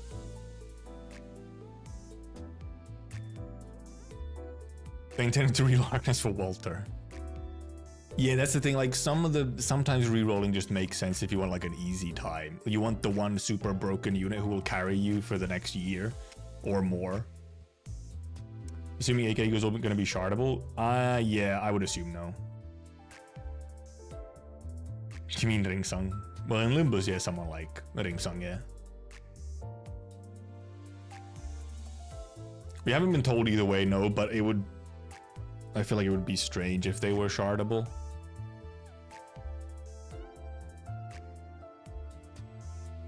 The reason to reroll rates are dog shit. Yeah, that's why you have to just like remove yourself from the gambling mindset. Limited, they're not shardable? Well, because, I mean... Did they say directly they weren't shardable? Obviously, yeah, they're limited, but you know...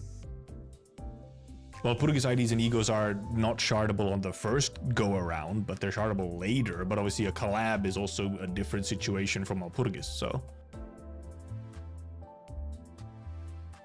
So, like, it could very well be that they're, like, I guess they could be shardable for the duration of the event, but obviously not afterwards.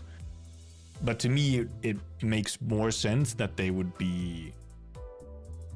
You can spark them, obviously, but probably not shard them. So... I didn't like the story of the first 3 chapters. You mean GFL? They would be kind of just weird if they were shardable, sort of, so. It's more so just, it makes more sense that they wouldn't be shardable than that they would, so. I actually wonder if there will be yeah, a free one from the event would make sense. And obviously we get an announcer, who I assume there would be a free announcer. So, I mean, we'll see at some point. But yeah, they are like true limiter or whatever, because obviously they won't get a rerun unless they actually plan to rerun the collab. Oh, Arknights as well, but yeah, fair. The first 3 chapters of Arknights, you know. So they're like okay at best.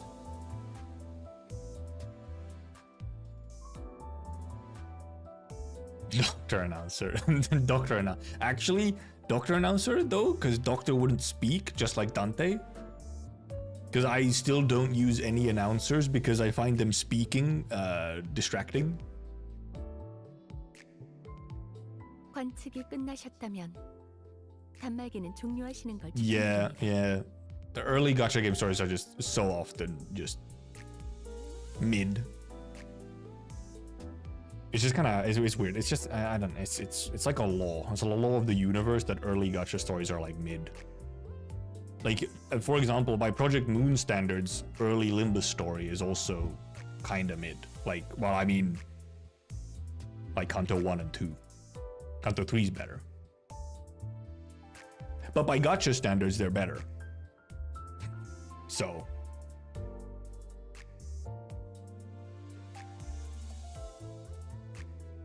Yeah, the first 3 times of Limbus are just like solid, even if they're not like amazing.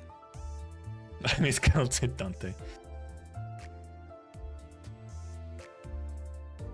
I think I have flying. I'm pretty sure I have.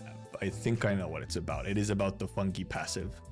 I'm currently not really following the game too much though. But I have heard about that funny. I don't stand for Kanto 1 and 3. I don't think anyone slanders Kanto 3. I guess you're saying Kanto 2 is, you know. Kanto 5, it even says my whole name. Fucking like pinging me, man.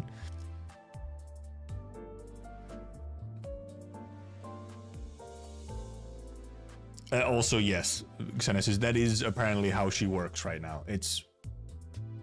What? I mean, like, Kanto 1 and 2 are, like, fine. I don't really think they're anything amazing. They're just fine. Which is a lot of, you know... That's how usually the early stories are, like, they're fine. No, it actually doesn't actually ping, but I do see it in orange. It highlights, like, my name. It doesn't actually ping anything. But yeah, on YouTube, if you put in, like, my name, like, properly with, like, you know, glitter and the underscore, it does highlight it. Like, secretly, for me, it highlights it. And on Twitch, yeah, if you put @, then it highlights it as well. That is how they work. So... If you think of Kanto 2 as an interval rather than a Kanto, becomes a lot better. Okay, but that's moving the goalpost. It's classified as a Kanto. Typing names properly, what is that? Well, exactly. Alright, should we move on to Arknights? We have that to do as well. Let's respect the underscore. Interval in concept though, before intervals came out. I mean, kinda, sort of, I guess. But it still sort of functions as like... I don't know. Kanto 2 is just a weird one.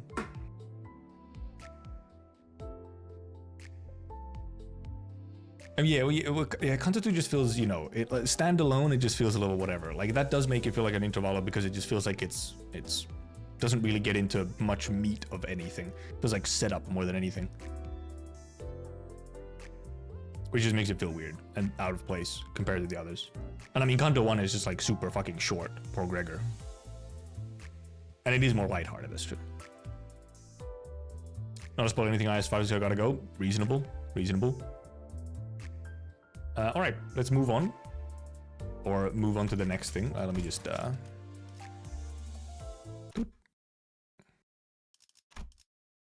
change all my thingies. And close my limbusing.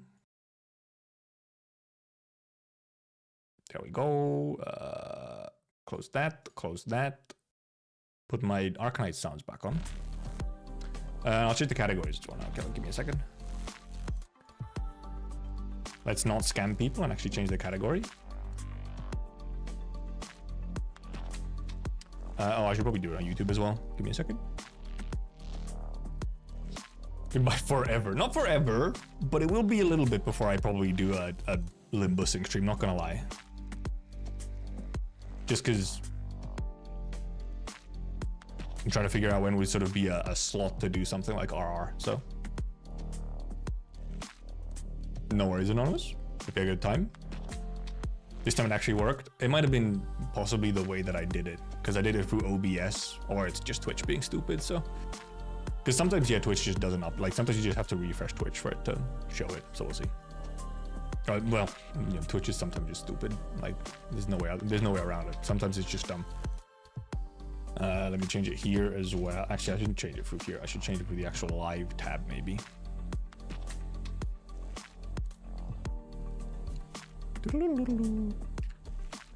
The only thing is, God, I wish YouTube live streams do not do this. Twitch does. When you switch category on YouTube live streams, it doesn't actually like list both games as a category on like the VOD. It only lists one of them. I think the one that you start with.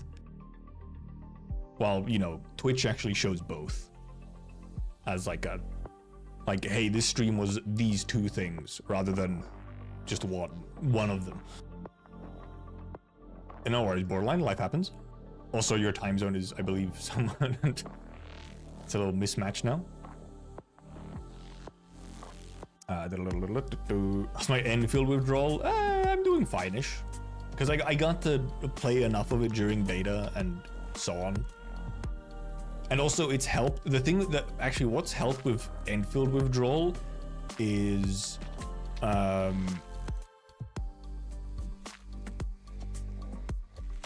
the fact that stuff like so first of all, after like Enfield, well, actually that wasn't after the Enfield beta ended, but after the Enfield beta ended, very close after that, IS5 started, so that was one thing. this started very quickly. There was also some Limbus stuff, and then this started, and so on. So I could move on to other things. Fent also, yeah, Fent as well. Yeah. And yeah, that is one thing you can do for YouTube VODs is indeed, you just set up a second, like you set up a second stream. If you know you plan on switching games, you can set up like a second stream to switch over. He's got to work tomorrow. Rip. I mean, it is just Thursday. Enfield release planned. There's no actual date yet. The rumors are just August. Like maybe this, hopefully this year, but in theory could be longer. We haven't been given a date. So tired. I mean, you've been apparently working a lot, so makes sense you would be tired. Are there 11 a.m. for you? Yeah, have a good bed, Xenesis. I assume you might want to get some sleep. You as well, Cthulhu. I'll take this away and wash my hands a little. Give me a second.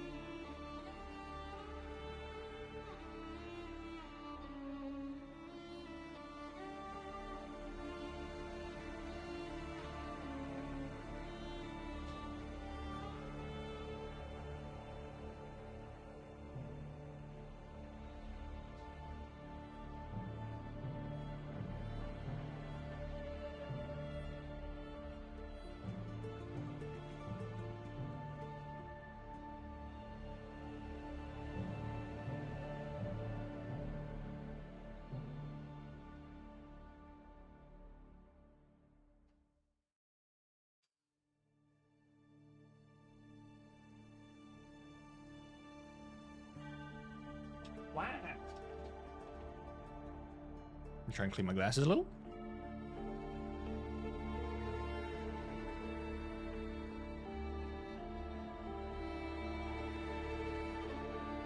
I can see, I'm blind.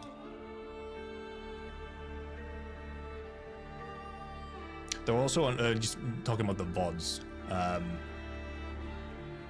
At least on YouTube, I can go and manually add timestamps to the VOD. So if nothing else, even if the category doesn't like double up, like I can't have two categories, I can, however, put in manual timestamps for stuff. Hollow Knight DLC route. Hollow Knight, I like how you're calling it Hollow Knight DLC and not Silksong. Yeah, we were in the middle of a run that was going quite well.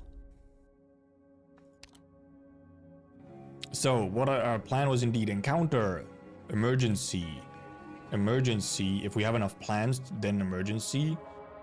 If we didn't get the encounter we want, we do another encounter, or we do emergency and then boss key and onwards. Courtyard of the Departed. Oh, I think I haven't done this one. Music is always cool. The vibes of this one are pretty good again. War disease and accident have constantly wrested friends away from Tryzyn and Tryzyn. Comrade the Fall and the two kings have erected a memorial park in the center of Castle. Here you see monuments dedicated to their close friends. You walk before one and look carefully at the name of the departed. I saw this one earlier. Amia, Touch, Ascalon, Fitzroy, Erickson. So Fitzroy, first of all, is in theory from Lone Trail. Ascalon is Ascalon from Babel. Touch is one of the elite operators, and I mean Amia is Amia. Erickson, I don't know who Erickson is. What is 10 rings? Shadows of the Lord minus 50% max HP. What is Shadows of the Lord? It probably makes sense to grab this one, whatever it is, but what the fuck is Shadows of the Lord?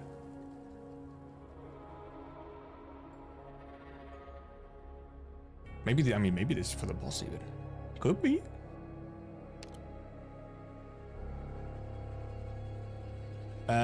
Well, so, because a lot of IS stuff, like a lot of the roguelike stuff, is very often like alternate timelines and stuff.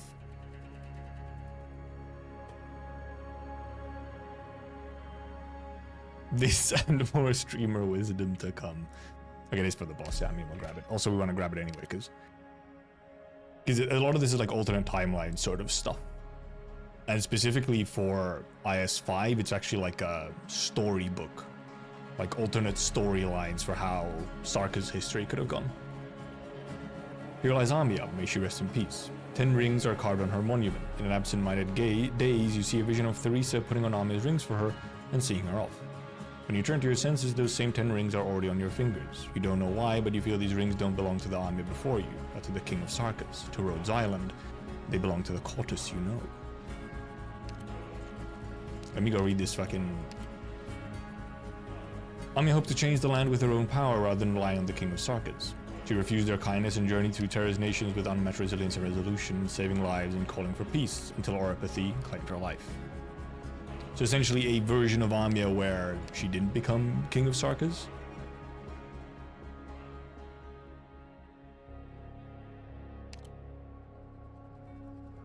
So yep. It wasn't the encounter we were looking for? But it's a good one still. This we refresh, obviously. Ha! I mean, we will take an extra encounter, actually, now that I think about it. Scar Market Nexus. Oh, that's this thing.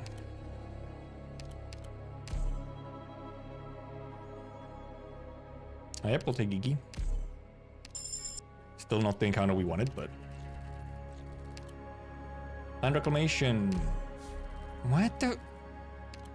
Dude, Talon is such a troll on floor 5. What do you mean? What do you mean, Sid? I mean, we can get plans from here. We can get 3 plans guaranteed, which helps us, but...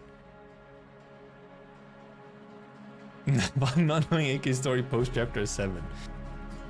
Yeah, that would be some spoiler. That's true. That would be quite a wild thing. I mean, it's not... What do you learn? The Amia is King of Sarkas, or whatever. You learn the actual... You learn that fairly early, but then you just don't learn any of the background behind it for a while.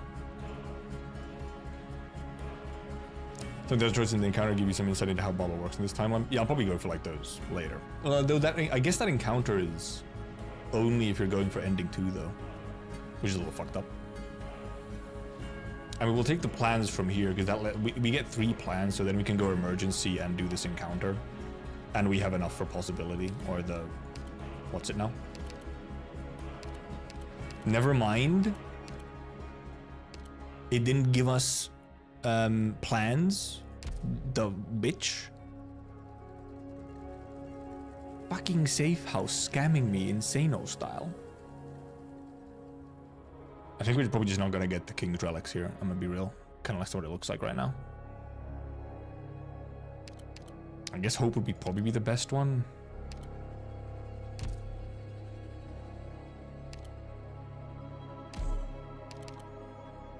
Fucking hell, I can't go down now. I think in this case we're actually better off not going for the King's Relics, instead just trying to get this as an emergency. Because we need an extra plan to be able to even go down into here. The other option is... Hope for King's Relics, because getting the King's Relics is also just worth a lot. But Chobai, nice. Getting the King's Relics is also just worth a lot.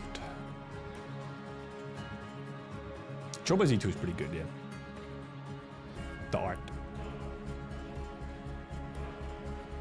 I guess if this doesn't refresh into an emergency, Talon is trolling us right now. This might be risky, but... Because you can pretty much guarantee to know... Well, if we don't refresh this as a battle, we cannot go into here. We can go into here if we don't refresh into the battle. And this one would be worth a lot, because it's quite a few relics. It's still kind of worth it, just try and get it. Okay, at least we got it. Except we have to luck into a plan. We don't have a guaranteed plan on this map. We have to get lucky. We have to get lucky with our plan for this one. So that's cool. I mean, little shits. Little shitters.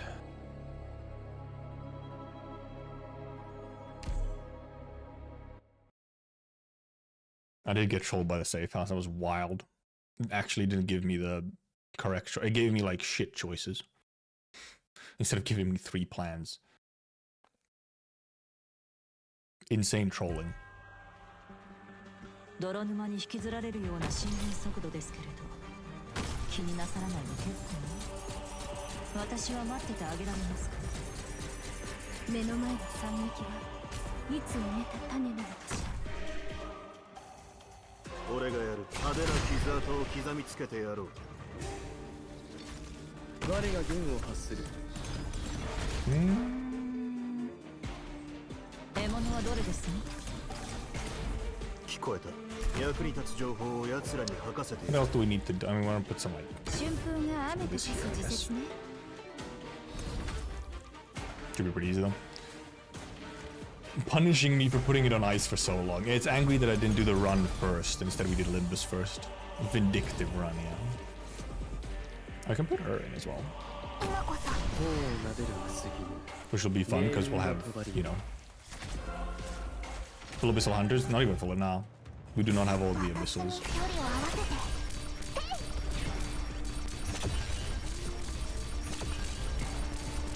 Can I destroy this thing?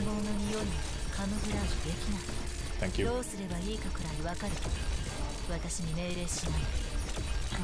Okay, GG just kind of clearing stuff. We'll see how boss goes though.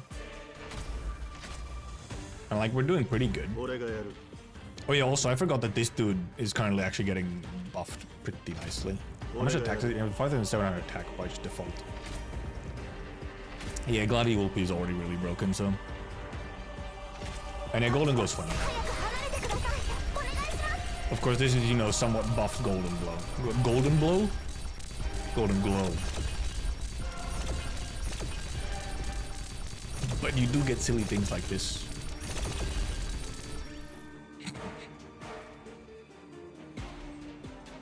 Attack speed relics, especially attack speed relics, are very funny on Golden Glow. And then if you get a little bit of SP charge as well, you get extra funny. Why did I call her Golden Blow? Because Golden Glow is difficult to say. It's too many G sounds. Hey there, James. How you been? Yeah, Drumcasters just work very well. What did I mean by this? Fruity and slip? It's talking about blow drying because she wants to be a barber. So it's talking about blow drying. I got this, okay. Oh, attack of caster and special outburst by 8% for each caster and special outburst. Well, more attack for a Golden Glow and everyone. Medical sniper, sniper defender. I have so many. What the fuck? 4 recruitments. What do I possibly need? I mean, we could level up Harold if we wanted to. Art is harder than Limbus? Yeah. Like, the hardest Arknight stuff, I think, would be much harder than the hardest Limbus stuff. But also, you can just, the thing is, if you have enough brains, you can do some very silly, funny things in Arknights. But yeah, because the gameplay is completely different. The main thing, obviously, is that Arknights does, you can sort of remove all RNG in Arknights, while in Limbus, you can just get unlucky, and then you have to like restart a run. In Arknights, you don't necessarily have that, but stuff can be way harder. He wants me to get Wisha though, yeah, fuck you. Hard to say stuff unbeatable? Not unbeatable, it's just, it's very difficult. It's very difficult.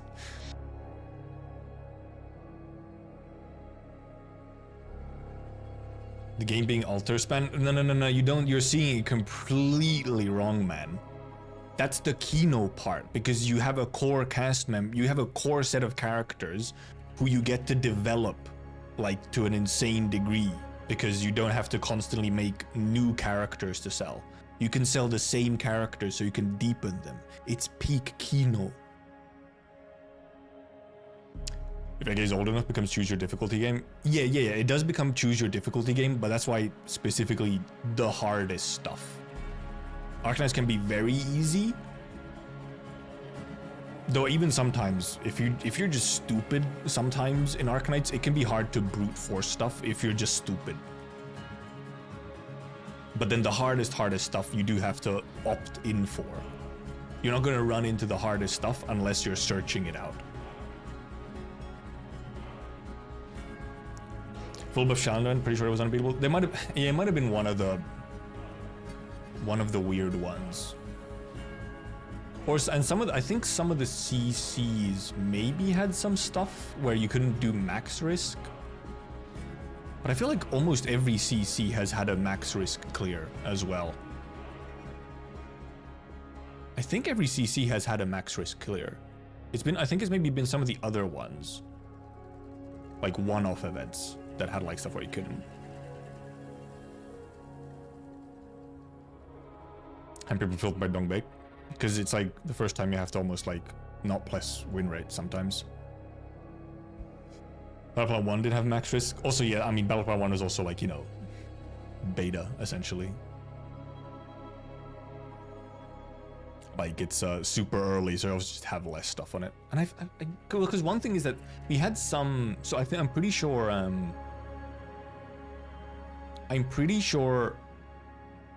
Deepness, Battleplan Deepness also didn't have max risk when it first came out, but it was eventually max risked on the Taiwan server.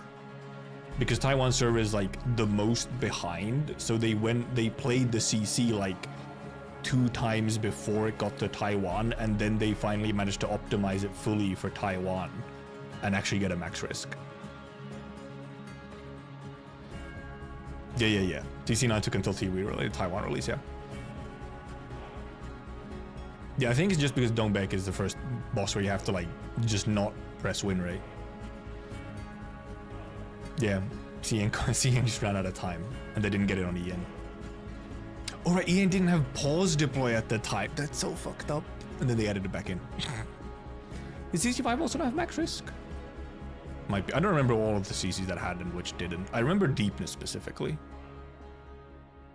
Yeah, Hortus is Hortus is indeed one of those events where you cannot just brute force it. Some event mechanics you just can't brute force. So even if you have like all the strongest shit, it doesn't necessarily help you. Okay, we should actually probably select something. It doesn't really matter what I'm taking. I don't think I'm taking anything here. I don't have anything to choose. Like, what could I possibly choose here? I could take like Scotty Alter, I guess, from supporter. Sure, let's take Scotty Alt. We have other abyssals. Not geriatric yet. Also, yeah, we didn't get the plans. We did not get the plans, so this does nothing for us, so we actually might as well just refresh. Oh, you can't refresh this one. Can I refresh this one? I can refresh this one. Okay, at least we got something. At least we got another, you know, whatever.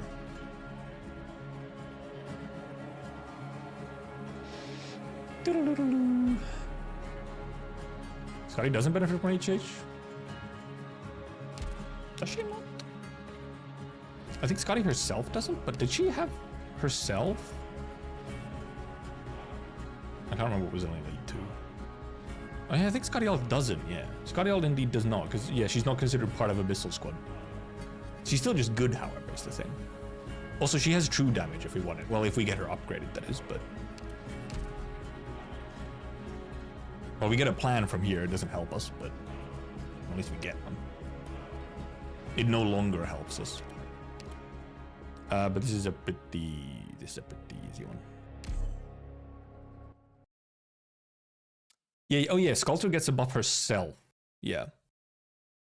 Just doesn't, I'm getting a call at this moment. Okay, I'll take this call real quick. My mother is calling me. Give me a second. Give me a second. I shall hide myself and mute myself.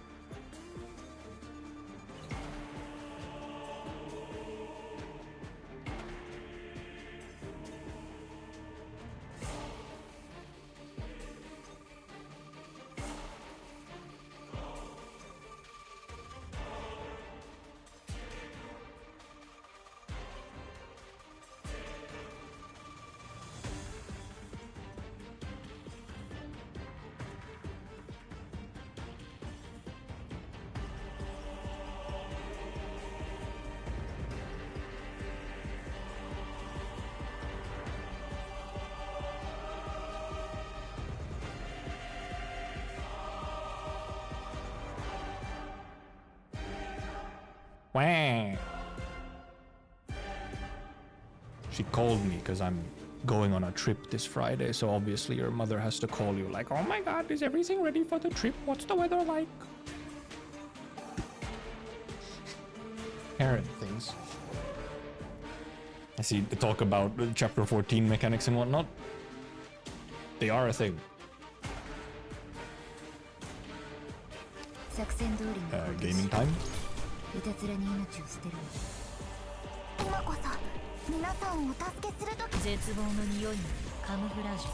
I think she's gonna end up possibly actually. We'll see. She might just kind of solo this. I'm gonna be real. Yeah. Also, yeah, I also use Ines more these days than I use like Myrtle and stuff. I mean, but I also often use Bagpipe. I'll often actually use Bagpipe and Ines. Because Ines does just kind of do everything, yeah. Flexing having parents to Limbus fans. What is this lore? That Limbus fans don't have parents.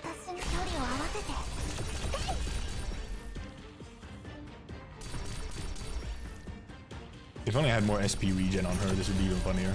Yeah, because Bagpipe's passive is very nice. And also, she's just... Because Bagpipe can function as, like, a heli drop assassin for some stuff. And yeah, Bagpipe gives you an SS2 on deployment, yeah. If you have Bagpipe dupes, I think.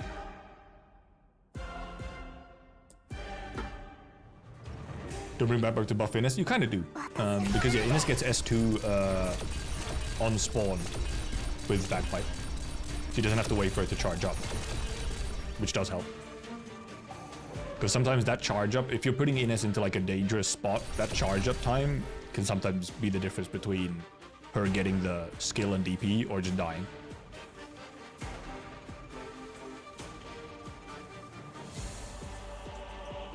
But it's not like as big of a deal as with, yeah, like, you know, flag pipe combo.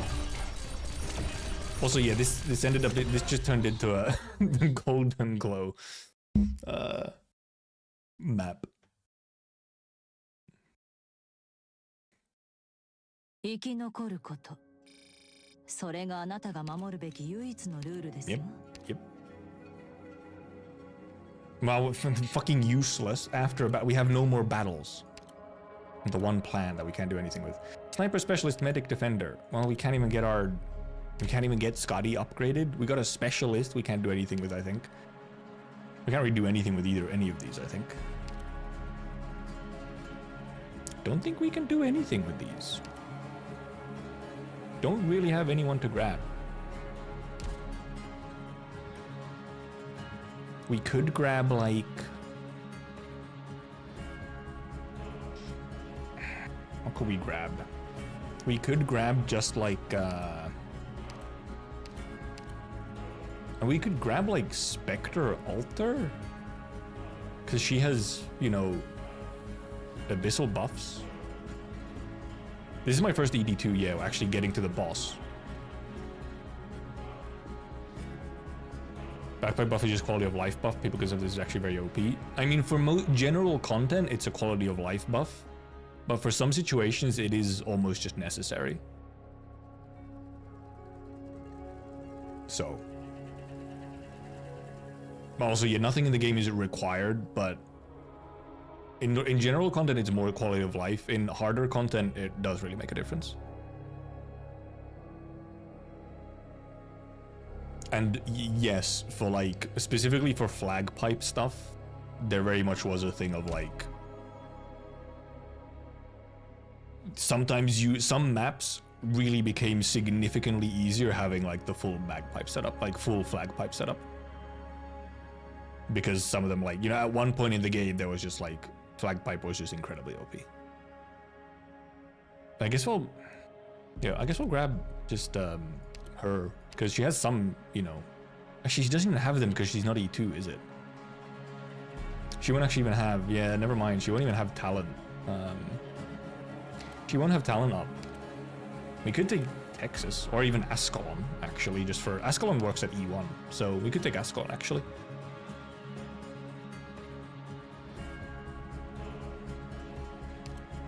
Weedy doesn't get S3, so it doesn't work for us. Weedy could have been a choice otherwise, but we won't get it early enough. We could take Tin Man, I guess.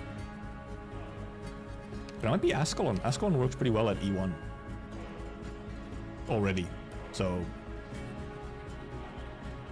yeah, pick Ascalon, sure. Then we have a False to Truth. Do we? I guess we use this one on boss.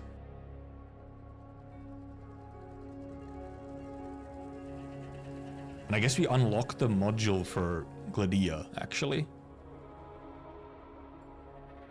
And we use this one on or for boss map.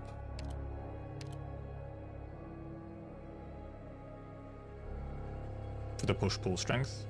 So do we need this for the pull strength if we have Gladia? Or if we have Gladia's module, do we even need this? Attack speed on boss for GG. We could also just try and brute force it, essentially, because we do have... We might actually just try and brute force it. Because we have true damage, and we have a lot of funny attack speed and just damage. Attack speed would also let Monster do a lot more as well, so... Probably brute force anyway. It might be possible. This might be very real. We might just use this for even more attack speed.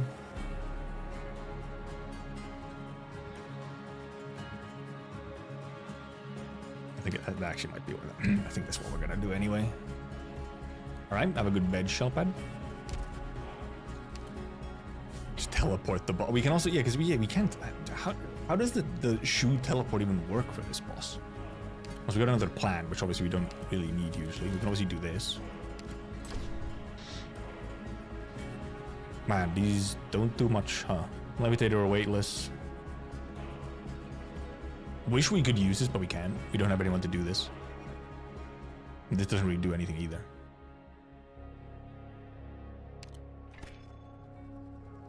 Then we can just do like this. I mean, actually, really, we'd rather just guarantee some shields.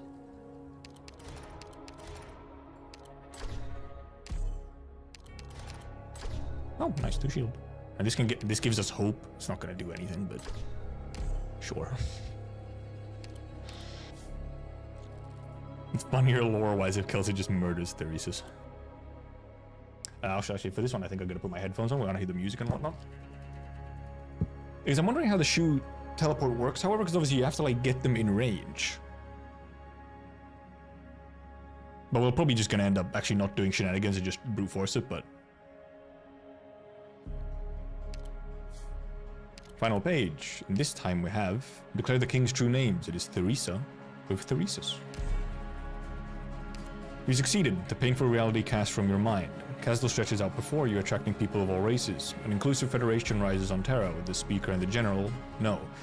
Kings of Sarkas realizing their dream. Soon they find your group. Classified as anomalies by Civil at Eterna, they are obligated to eliminate you from this land.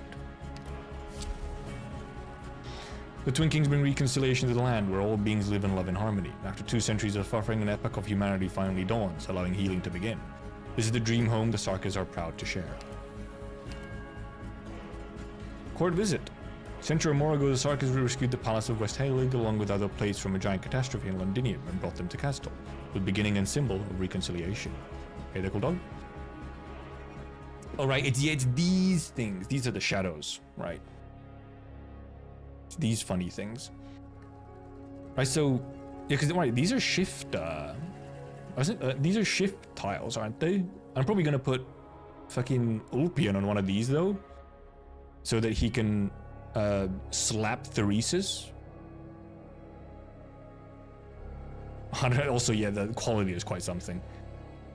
Because can I... Actually, wait a minute. Will Ulpi not... If Ulpi throws Anchor from here up, does he actually not teleport here?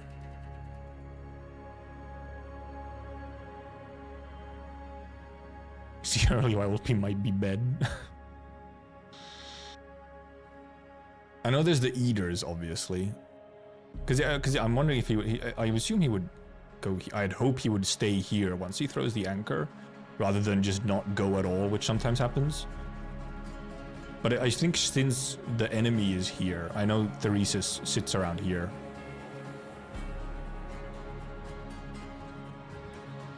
Also, there really is like no safe spots at the start with these guys doing their shit.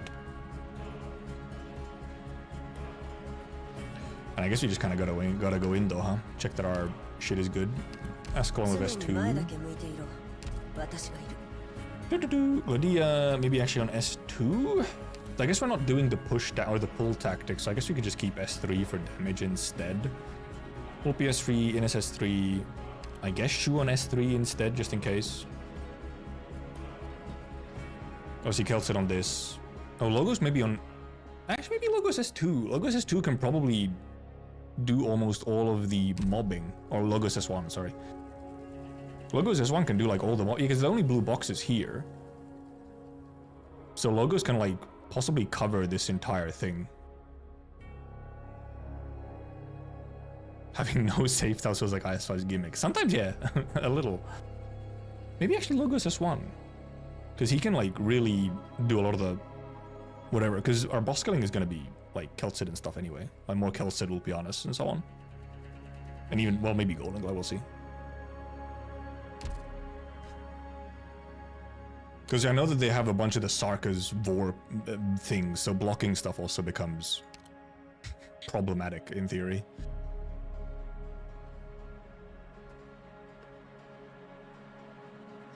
Oh, I guess we just go in. I mean, I guess we'll try and see where if there's maybe there's some safe. Specifically, I'm thinking safe range tiles is what I'm mainly thinking of. Loading. Yeah, God, I was showing you how the map actually goes, but I don't. Hello, Theresis, Black Crowned Lord, Conqueror of the land. Because yeah, I'm looking for range tiles. Okay, never mind. Yeah, here's safe. These are safe for range tiles. These two, or these four. This one, I guess, as well. This one is also safe for ranged. Just wondering if I can put like GG and stuff. When the collab, late.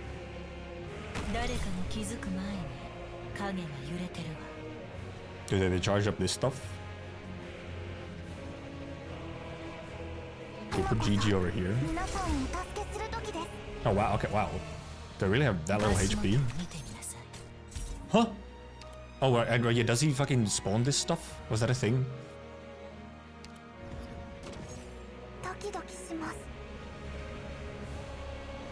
Actually, let me do like this action. I think about it. I'll probably put monster here. Oh yeah, he does move. And then he TP's back to here, I think, at the start or whatever, doesn't he?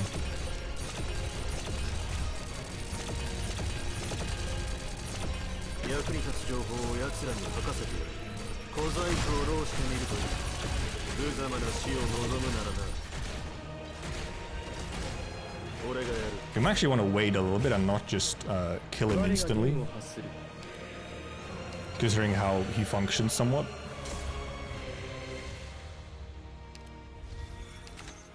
I actually wonder where I put her.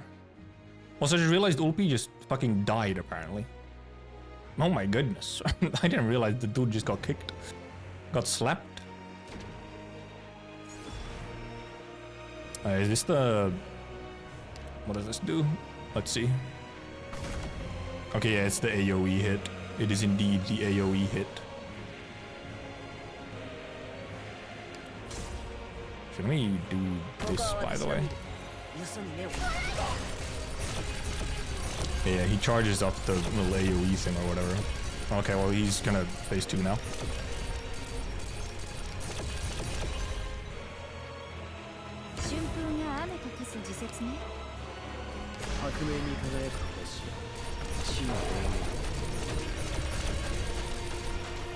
Hope he's still dead.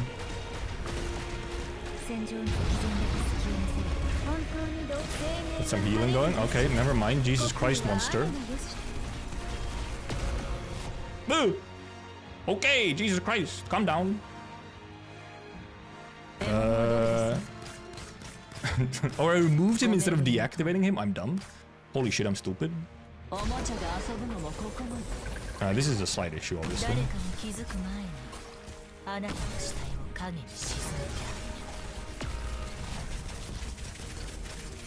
げる。では夜の帳に潜り込むとしよう。 We've ended in a bit of a funny situation here, not gonna lie. ドルに足らん処刑だ。立ち会う価値もない。 That was very. The terrorists died very quickly. We've just ended in a funny situation 本 with 当 this. にどうしようもない That's 状 all. 況なら聞こえた。堕落に高度にするグズはどこだ。聞こえた。ドルに足らん処刑だ。立ち会う価値もない。足元を見ていなさい。 We're probably also gonna end up in a bit of a situation here as well. ご命令にどうすればいい But か yeah, we just kind of had a lot of attack 私 speed. に命令しないで。聞こえた。 Okay, well now we have GG. 聞こえた。俺は海縁に拾ってもらえ。ドルに足らん処刑だ。立ち会う価値もない。私距離を合わせて Yeah, okay. I mean, this run was just very strong. We were worried. We spent more time planning what we were gonna do than it took to actually kill the boss. Yeah, that was a pretty strong run. Oh yeah, ending peak Kino. I heard this is cinema. That was very easy though. GG. The two kings dismissed the guards in the room, leaving only the Sarkas with them in front of the meeting hall of New Castle. They had subjected the storytellers to a trial, and found that not only do they not truly exist on this land, but also held no ill intentions. Okay. Which my ending two attempts were that well. I mean, you just have to go talon maxing, man. If you talon max, you just get so much good stuff.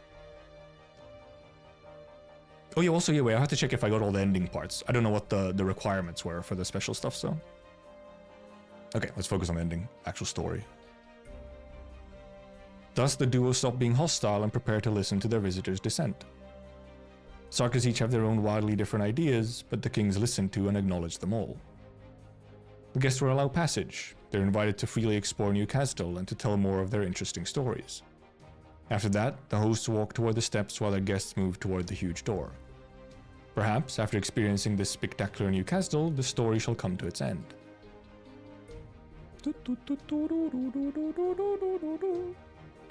But Nymph does not want it to end. To her, this story has only just begun. She wants to further explore this castle, to go outside and see how the Sarkas live now. However, she soon realizes that her own body no longer seems to be responding to her. Time dilates and clogs, and her surroundings come to a stop.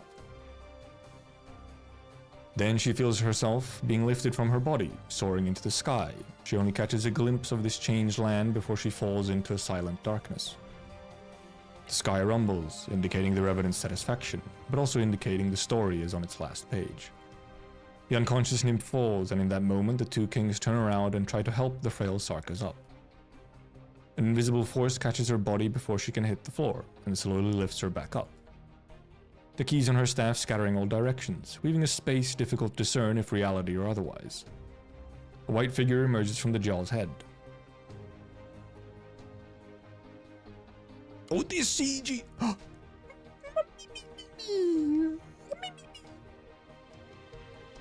Amia. Tryzyn Theresa's deepest regret. A helpless courteous girl all on her own, who they adopted, influenced, and eventually succumbed to her apathy.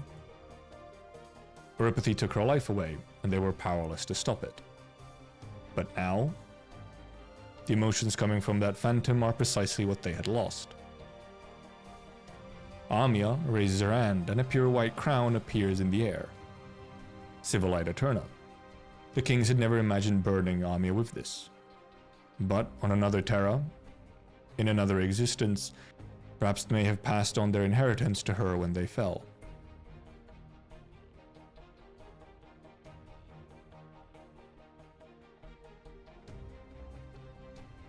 Dude, this CG is so good, by the way. It's so pretty, and you see like the reality being like cut up above with Nymph's keys. And so they raise their hands, manifesting a black crown. The crowns overlap, recounting a tale of loss and regret. At the same time, they also convey joy and hope to the other. The past that was changed, a present that does not exist, a future that is still longed for. Through Civil Ad Eterna, information on all that has happened in both worlds is transmitted between them bit by bit. Until... Chinkron's people shy. Oh. Medical.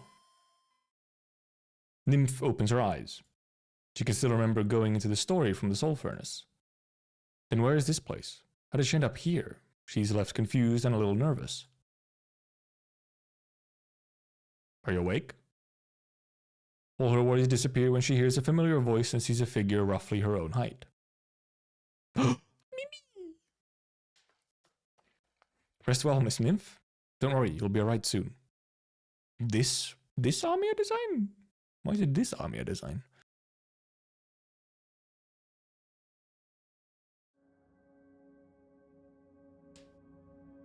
Interesting ending?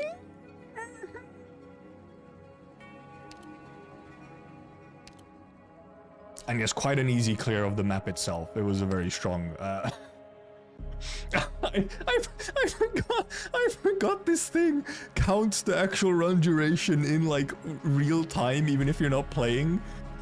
1 day and 2 hours.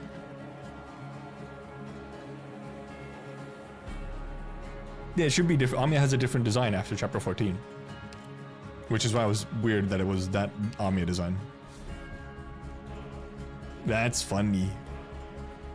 1 hour. Pipeline topologist. Nah, that was a long run. Man, Talon maxing takes that long? It took 26 hours to Talon max? No way, it's crazy. Yeah, very much like alternate timeline, but kind of canon, or more like... Yeah, alternate timeline, but seemingly in some form of canon, as in... the timeline can be like perceived. Oh, Civil Ad Eterna.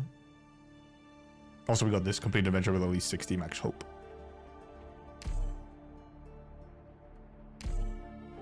So, very interesting. Also, almost maxed out on rewards, which would be nice. Almost maxed out on Tin Man as well. Let's get some of this stuff in here. Ingots are very cool. So is Soul Gain. I'll use this one on this HP. Yeah, and did we indeed... No, that's the wrong one. Not this one. Fucking where is it again? This one? Yeah, this one. Yeah, I got all of them. Okay. Okay. Yeah. If the condition for this one was just dependent on Theresa's skill activations, then yeah.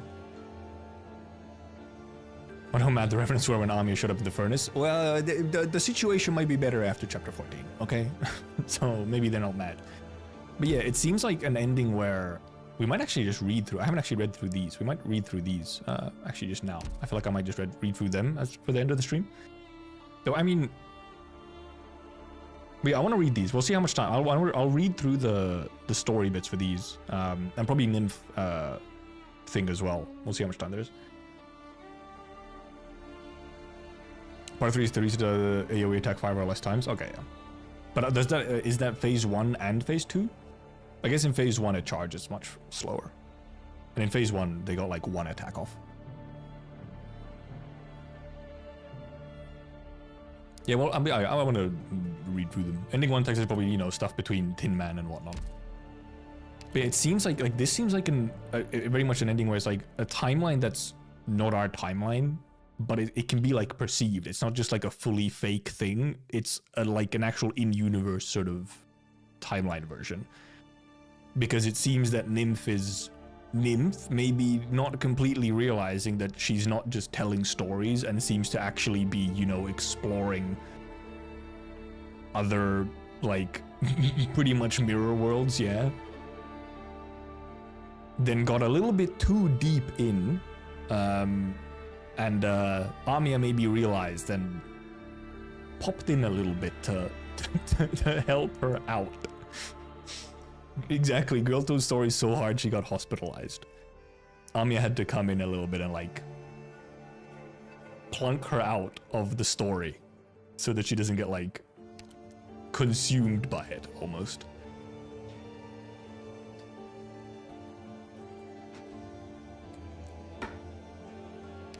Very interesting. Very. What did I unlock here? Oh, this thing. Oh yeah, this. Oh yeah, this thing. Yeah. Oh, do I have everything here now? Oh no, I don't have these yet. What the fuck are these? What are these? Wall relocation march. How have I not got these? Are these like not generic ones, or have I just gone unlucky? I haven't got these. I only got this one recently, so. What do we unlock here?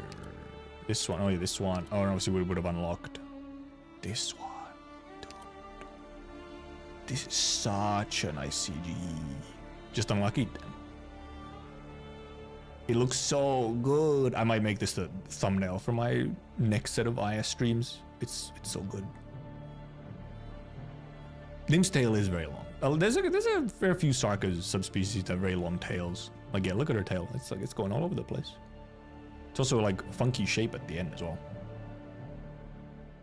And look at also this Amimi in the CG is wearing her like original outfit and not her guard Amiya outfit.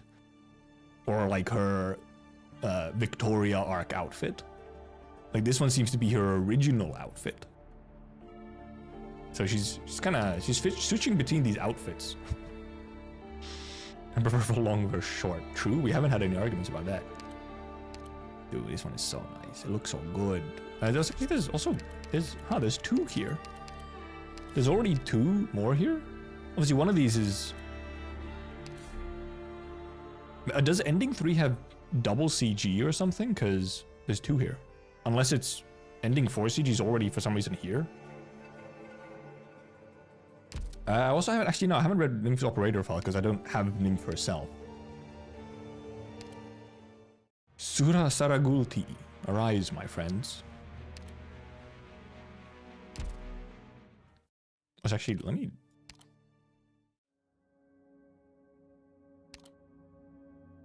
listen to these a little. Oh, this one, okay. Oh, this is the normal one.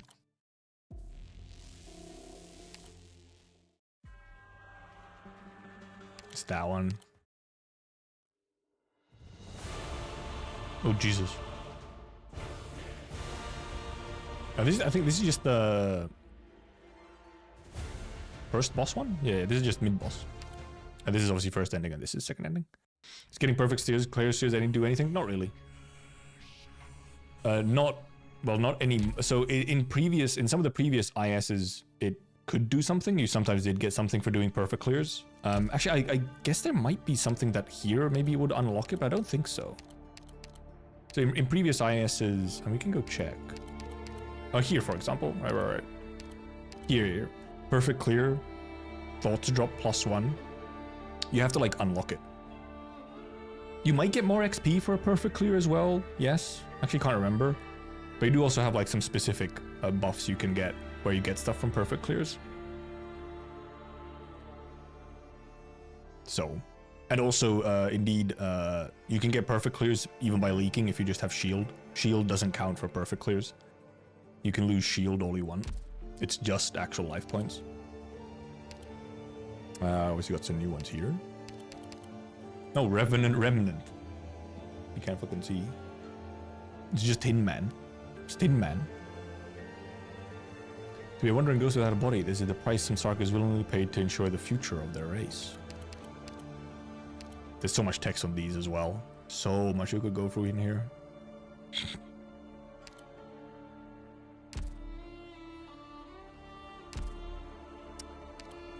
Yeah, what else is still new?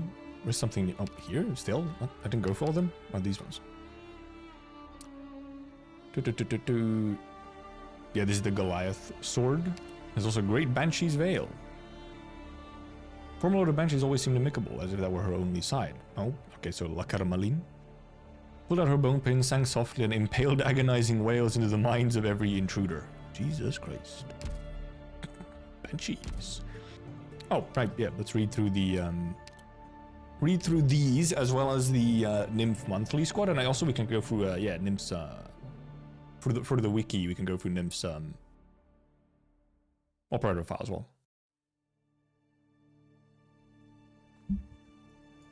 Do you guys want me to read this out loud, or will I just read this in my head and comment on the interesting stuff?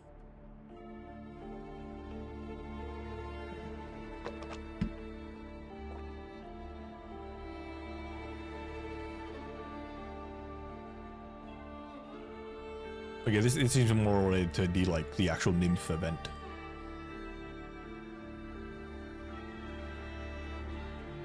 Allow them to do voices. I think I just read it fairly quickly. The heat stopped again last night. A layer of frost had formed at the window and Nymph awoke to Crowley's cold. Packages and boxes of various sizes had formed a small mountain at her door. Walking staff pokes out from behind the boxes, knocking on it.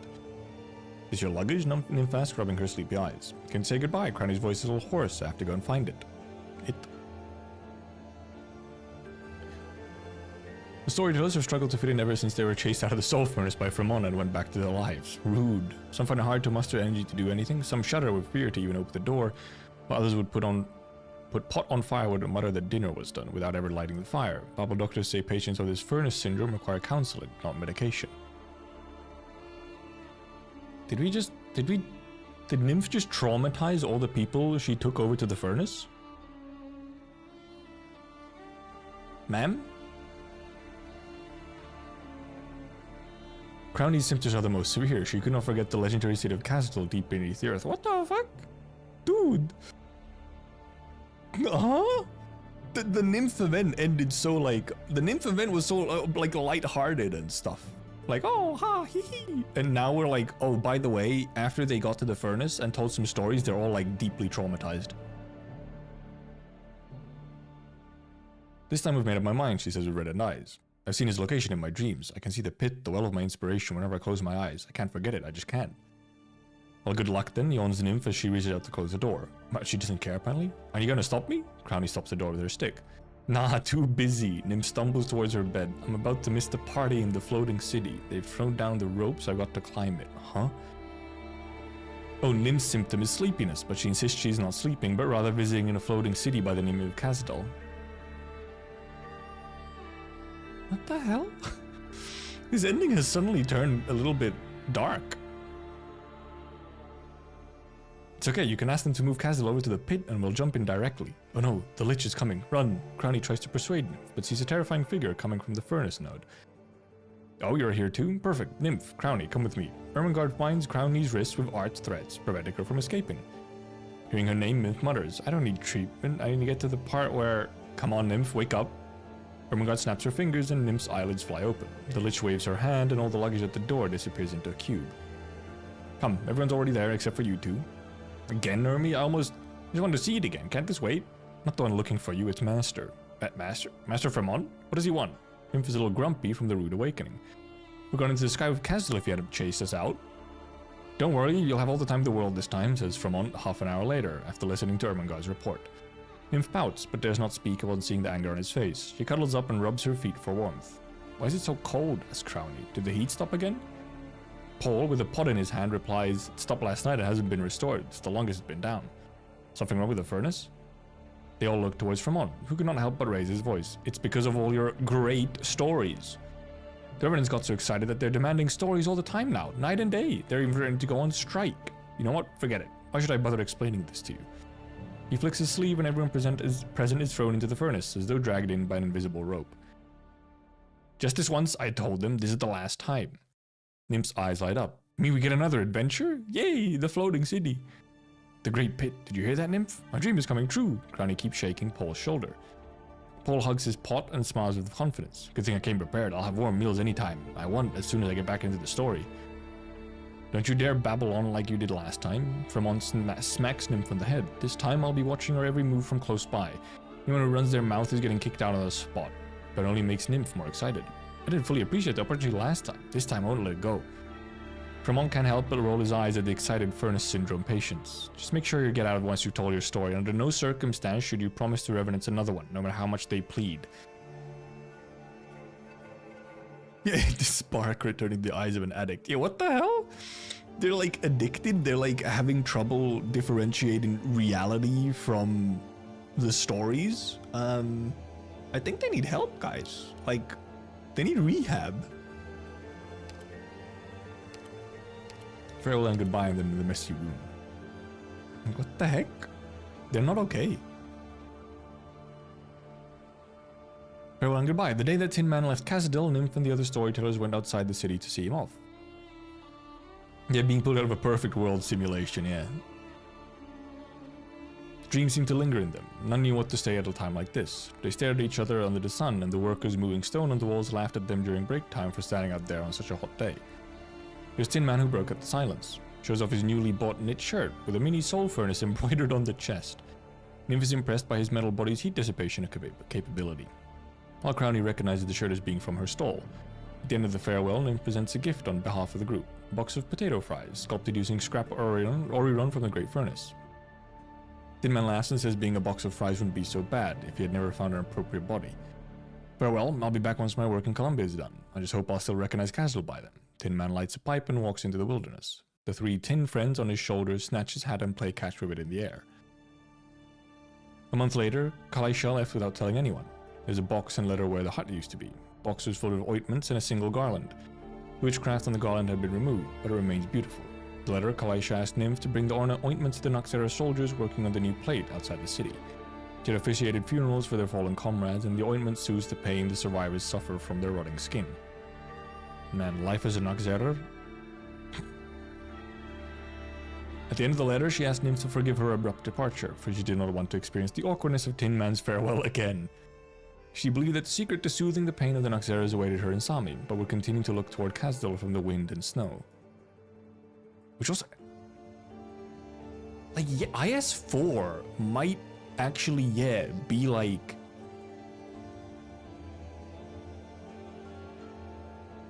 IS-4 could actually, actually more likely, IS-4 is indeed further along the timeline than IS-5. Like, obviously not the alternate timeline stuff, that's different.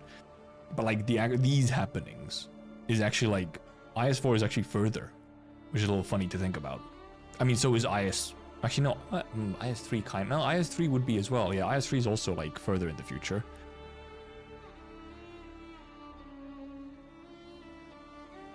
You know, that the hot Sarkis chick is in fact a good person.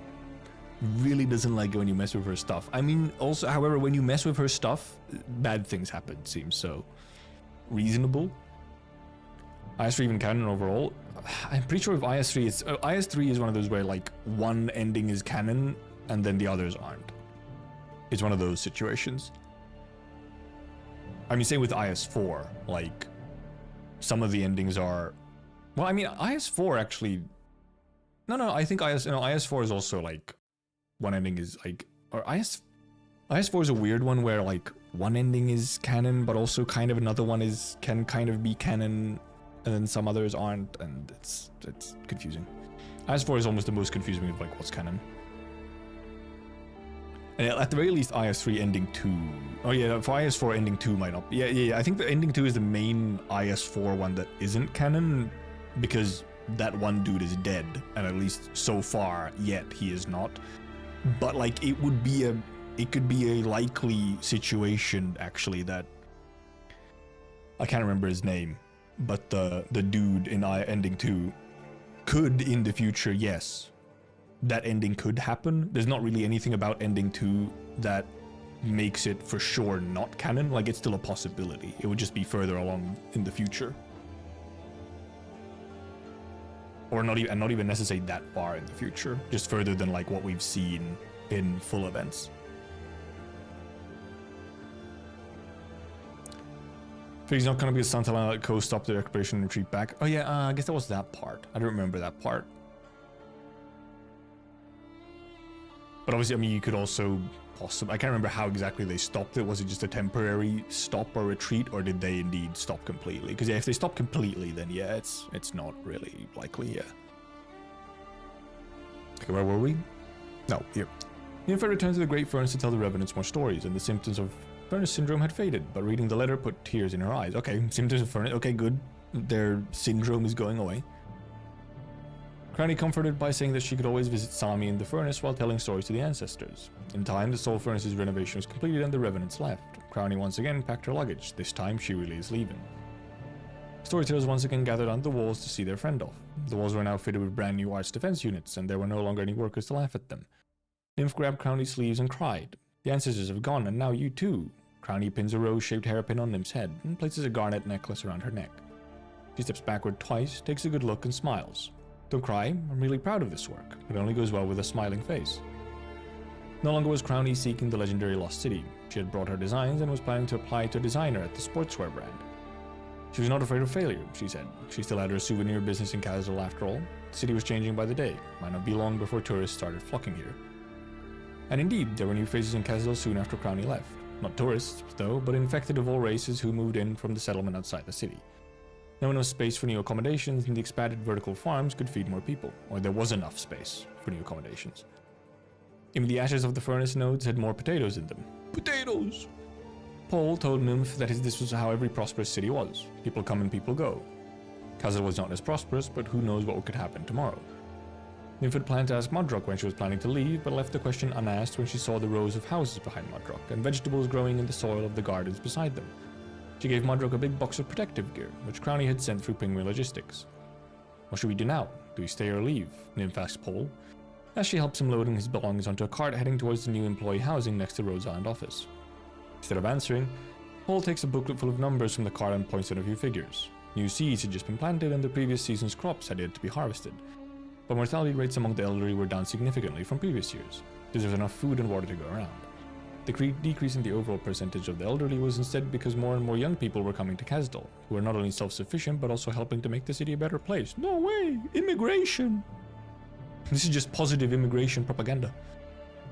Propaganda is maybe the wrong word. I feel like that implies certain things.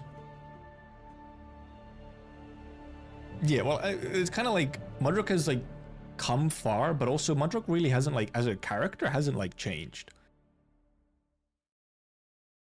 that much. Like she's kind of always been herself, but yeah, it's more so just that she's like relevant, like she's around for stuff.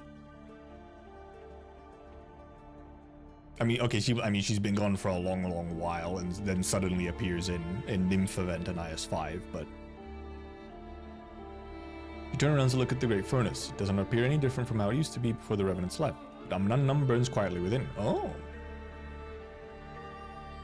Still a stupid name, but energy flows from the furnace into the city, a city that never stops growing. Her bloodline is as resilient as it is ancient. It is a city that has many exciting new stories to tell. Oh. They got this boy in the furnace? They just casually dropped it? This thing is in the furnace? Yeah, the big plot point from main story is like, oh, it's in the furnace now? Cause at the end of chapter 14, didn't Theresis like run off with it?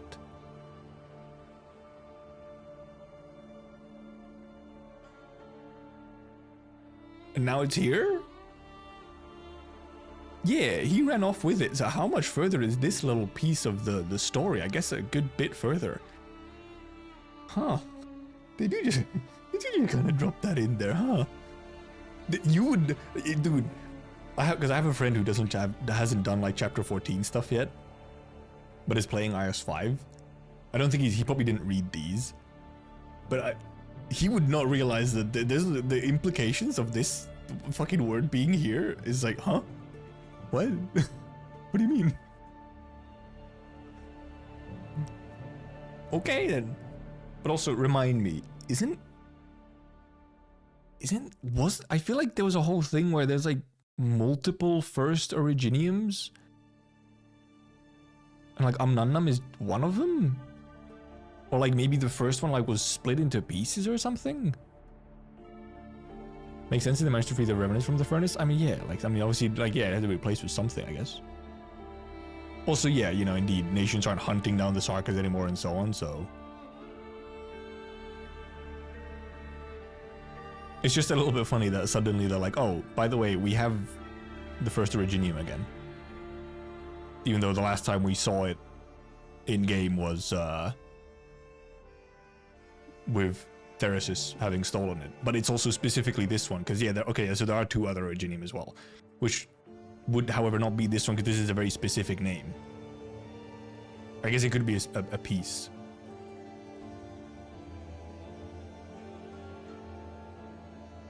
It could be like a piece of it.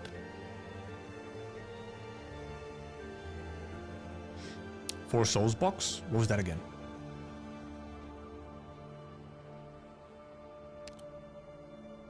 So we have Messy Room. Oh, this is a pretty long one. Dig.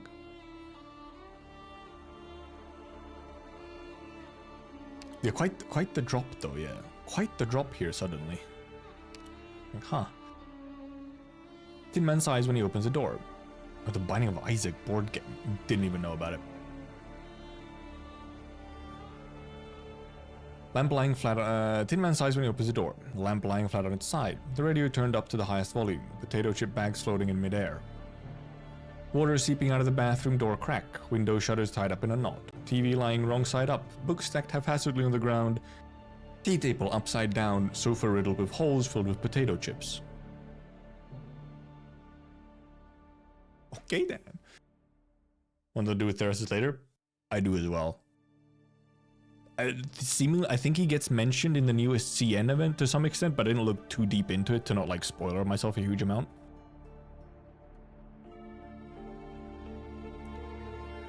There's no expression on his face. He knew what was coming. Where'd you go? What took you so long? Where's the yogurt I wanted? Is it the cilantro flavored yogurt? Anything fun? I'm bored. I want to go out. Turn that damn noise off. Slow down. Tin Man puts down the bulging paper bags, one at a time. Don't they give you straws when you buy yogurt these days? That's just shameful. This was all curly. This was all curly. Lend me your hat. I want to make a parachute. This was Little Mo. Tin Man walks to the sofa, stops to think, and decides against sitting down. Can't you guys learn to quiet down like Big Larry? On the sofa, Big Larry rolls his eyes, sucking on a pacifier. Tin Man hears a deep, rumbling voice in his head. Don't you see I have something in my mouth? Revenants don't use their mouths to speak. Old Curly angrily waves his walking stick. A few days in Colombia and you've already forgotten how to talk? Big Larry's deep voice rumbles again. Revenants don't eat cilantro-flavored chips either, but you do. What did you say? I'm saying, Old Curly, you damn fool, I had enough of cilantro. You don't like cilantro either, Little Mo. Grab Old Curly's neck. Sure, wait, he's a donut. Where's his neck? Then grab the hole. Whoa! Fool, I meant his hole, not his hole. Fucking... What goobers, man. Holy goobers.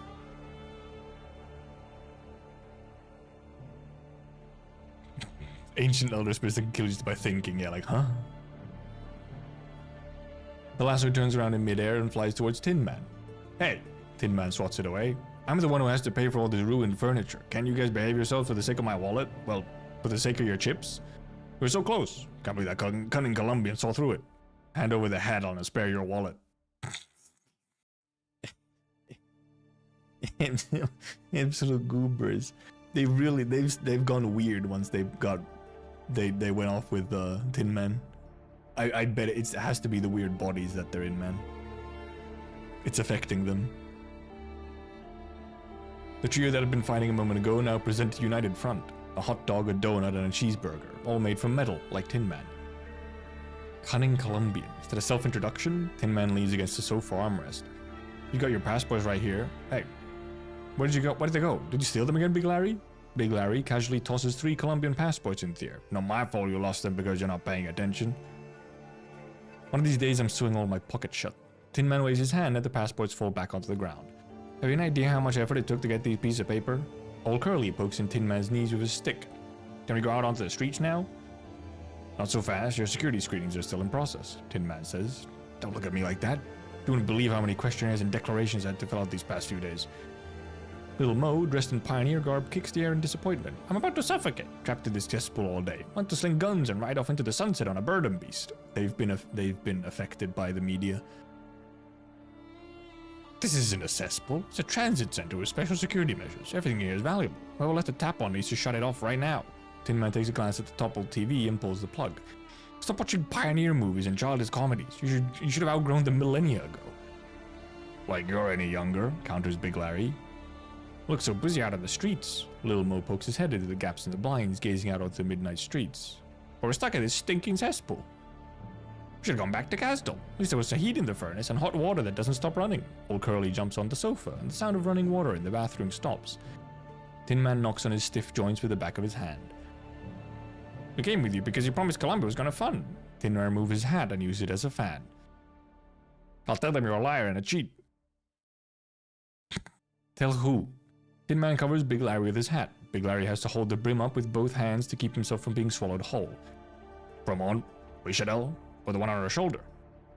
Tin Man raises his voice. Castle is being born anew. All that is old is being melted down to form new bricks for the city. Who would care about you if you went back? What can you do? The Revenants fall silent, and the lively music on the radio seems even more jarring. Someone tutted, and the radio turned into a smoking pile of scrap in the blink of an eye, as though crushed by an invisible hand. 150 gold certificates, says Tin Man, deducted from your pocket money. Big Larry lets go and lets the hat slide down, hiding him completely. They're actually insane goobers. The low rumbling voice echoes once again in a dimension inside the hat and outside the room, only with a tinge of sorrow this time. Cesspool, cesspool. Old Curly and Little Mo join in the chorus. Cesspool, cesspool, cesspool. Tin Man shakes his head, picks up the fallen TV, plugs it in and turns the knob. The room is filled again with the sound of a comedy trio. The brim of the hat is lifted slightly, turning towards the TV. Tin Man grabs it and puts it back on his head. Larry, Curly, and Mo, Tin Man reads out the names that appear on screen. The metal hot dog, donut, and cheeseburger turn towards him. Didn't think I'd be taking you back with me when I sat down by the furnace. Beyond the furnace is just another furnace, but a thought came to me when I shared the burgers and fries with you. Want to share everything bright and beautiful I see and touch with you. Compensation? No, I owe you nothing, but you deserve it. The memories of the past have been burned away. Why not live again, as though it's your first time? Try to live differently. That's what I said back then. I waited a long time, but you three were the only ones who came out of the furnace, laughed Tin Man. I don't know if you understood or not. I did, says Big Larry. Suddenly there's a jingle from the TV, and the ancient New Columbians turn towards it. The three distinctive characters suddenly started playing music in the middle of a solemn court trial. One of them uses his cello like a bow to fire an arrow into the mouth of the court clerk. That was you, Old Curly. You screwed up again. Big Larry laughs gruffly. Shut up, I'm not that dumb. Old Curly is so angry that his mustache curls up. You lose, you pay up, Little Mo unabashedly threatens with his lasso. Old Curly angrily takes out a stack of gold certificates from under the hat and passes a few to the other two revenants, before giving the rest to Tin Man. For the radio, buy some cilantro-flavored chips for me with what's left. I know what you two are gonna say, and you can't shut it. It's your loss that you don't understand the sophisticated flavor of cilantro and metal. Tin Man takes the gold certificates with a smile. I'll hold on to this for you. You can buy them on your own when I take you out to the store in a few days. The interest rate is half a gold certificate per day. Old Curly turns back towards the screen. Yes, I finally understand how interest works. Doesn't matter if you hide it from me, you can learn everything on TV. Oh no. Money. Sure, you still owe me 200 in cleaning fees though, and there's interest on that too. Cesspool, interjects Big Larry without turning around. What an absolute... What a fucking trio of goobers. That's so good though. I love the little boyos.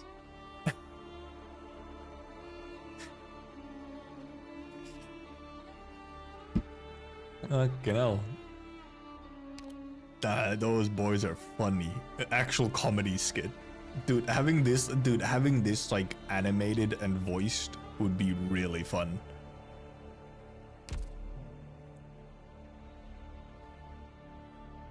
Actual just comedy routine. And yeah, now for the cinema. We've done the funnies, or the more light-hearted, stuff. Twin Crowns. How long is this? Super long. They seem to get longer as they go. Like part 3 is usually the longest. Yep. Give me a second.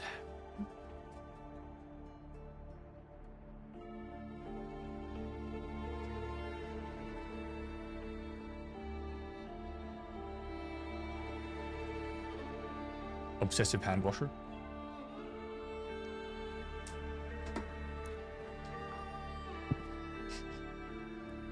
Kazdel looks as if it hasn't suffered a catastrophe in a long time. All sorts of buildings line the city's perimeter with paths interwoven between. What used to be transverse platforms are now loaded with containers in all shapes and sizes. A group of merchants discuss what sort of goods they're hoping to trade in for Kazdel. Some are planning to order records from their labels, some want to see the hottest fashions from the biggest retailers, some are after a batch of Sark's spells explained, and some want to purchase high-quality crops to ship down south. Everyone has a special witchcraft card seemingly allowing them to travel freely within the city. The grand building in the city center appears to be a museum, with banners hanging everywhere commemorating the centennial anniversary of its establishment, so 100 years. Some scaffolding remains as workers discuss with the children of soil and stone how to conduct the final automation. A group of workers happen to end their shift and change into fresh clothes before melding into the crowd of visitors to view the exhibition. Sarkers or not, everyone enters with a ticket in hand and no discrimination in sight. Banshee guides lead a long line of visitors to the exhibits as pairs of Goliath security guards accompany each display with their backs straight. Some crude yet mysterious ritual instruments are on display, covered with witchcraft reinforced glass for tourists from all over the land to see. At the end of the mini exhibit, the last stop is the gift shop, where you can buy replicas of the ancient furnace, copies of the Lich's notes, or the exact fragrance the Lord of Banshees uses. Wait, which one? Logos or Lacaramaline? I guess it would be Lacaramaline in this sense, or in this situation. An entire area in a corner of the city is reserved for young students, with each classroom filled to the brim. Banshees teach singing lessons, Liches immerse themselves in the study of logic, Wendigos conduct PE, and Judge have taken the role of psychotherapists, soothing the sensitive hearts of the children. Campus's green grass is perfect for relaxation or hanging out, and a clear artificial river draws in those looking for some fun. One can follow the river to find oneself at the ruins of the former salt furnace. It seems at some point the Sarkers used to power the city by burning revenants, but released them from the furnace once they had the technology to build a nomadic city. However, this ancient construct was not demolished, but instead renovated. Once full of flames, it has now become the source of all the artificial water channels in Kazdel as it continues to nourish the city. Lacaramaline bath water. Not quite yet, just a fragrance. And not even like, it doesn't smell like Lacaramaline, it's just the same fragrance she uses.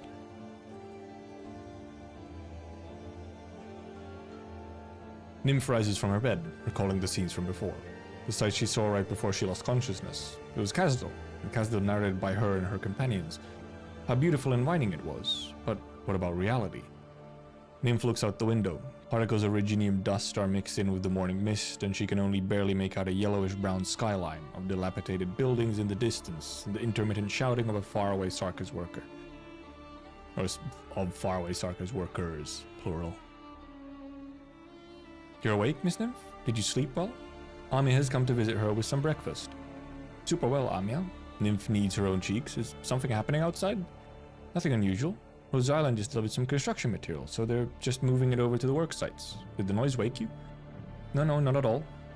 Nymph picks up a comb from her bedside table and begins to sort out her hair. Right, I dreamt I saw the streets of Kazdel from before I left the story.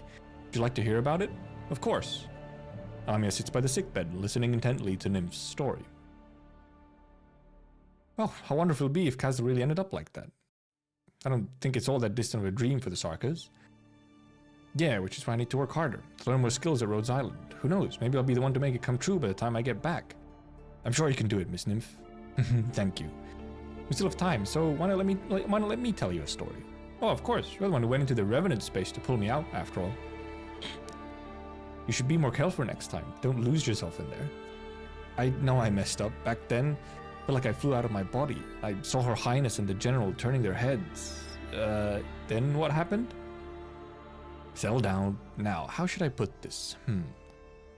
Let's start with the Amia from inside the story. The other Amia. This is very much starting to lead up. I'll probably get more in endings for you as well. They're giving some little lead up to, you know, the fifth ending. That which you made up for. A long time ago, Theresa and Theresis were ambushed in Rimbilliton. They were separated for a long time, and in their time apart, Theresa saved an infected girl. Her name was Amia. Okay, this is indeed going differently than it did before. Doctor not around. She was the only survivor of a convoy crash, and Reginium had left a giant crystal chunk on her right shoulder. She could not walk at all, and also suffered a severe fever from neuropathy. Tryzyn could only try to patch her wounds and crossed the waste with the girl on her back looking for help. The assassins were relentless, and the girl's fever refused to subside either. Tryzyn could only try her best to protect her as she struggled through the barrens. When Therasis and Babel found, I guess it should be Therasis and Theresa. Tryzyn is just how you normally say the name. When Therasis and Babel found Theresa, I'm just gonna keep saying Theresa. It's gonna get weird if I have to think about it. The seamstress was taking a breather with the girl deep asleep in her arms. Her latest assassins had fallen only a short distance away, and the arm she cradled the child with was still dripping with blood. They rushed the girl back to Babel to treat her and fortunately saved her life. However, the originium in her shoulder was possibly a lifelong companion. Possibly? Tryzyn adopted her and would spend her free time with the child, together with Therasis. Bid fate or her own compassionate nature, she was prepared to take care of Amia for the rest of her life. After all, Amia's condition wasn't the best, and Babel's medics had estimated the Cordus might depart this land within the next 5 years. However, she had the fortune to make it to adulthood, and only passed on after 2 more decades. Oh! Almost old. Oh, no one knows when exactly she did. They had looked for her and found only a medicine box covered with Virginium dust, a white robe ripped apart by Virginium particles, and a damaged ID card.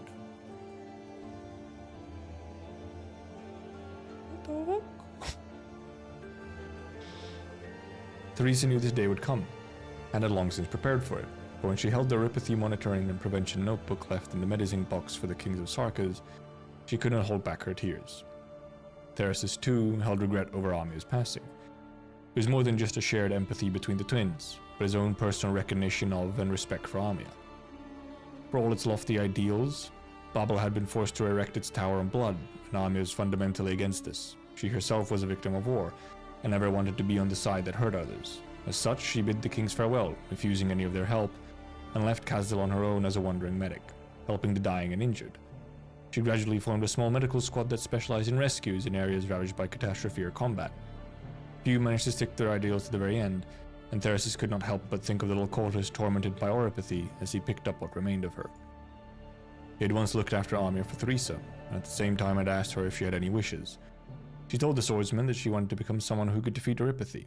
He had laughed, treating it as a child's simple hope, but now he truly felt the weight of her will. What the fuck? I guess we knew this. I guess, yeah, this is just the details of indeed how the Amia in that line died. HG, it's an incant. No, this is a different Amia, so it's a wandering medic instead of incantation. Also, so essentially, she just made a tiny Rhodes Island. Well, the medical side of Rhodes Island, not, the PMC. It was because of these shared experiences that the kings cherished their encounters so much. Even knowing it was not the same Amia they knew personally, she shared the same tenacity, determination, and courage as the Amia in their memories. As she floated in the air and a crown appeared. Oh, okay, get to the ending. Hey there, no heal. As she floated in the air and crown appeared, inheriting their unfinished cause, the joy that sprung up in their hearts brought them a sense of gratification. In Amia's eyes, she thought it fortunate to see a future where the two had reconciled. How could she not feel excitement and inspiration when she thought Theresia's ideals realized? So what did you say to them? Amia smiles but does not answer. She insists nymph get more rest. On the empty bed beside her, Civilized Eterna takes out a non-existent set of pen and paper to note down. Amia and Nymph's conversation, as well as these strange stories. She has a huge smile on her face. Civilized Eterna, as in the hologram. Which makes it even weirder that in the ending cutscene, they're not using the post-chapter 14 Amia sprite, which actually has Civilized Eterna. This is Arknights, yes. That is the topic.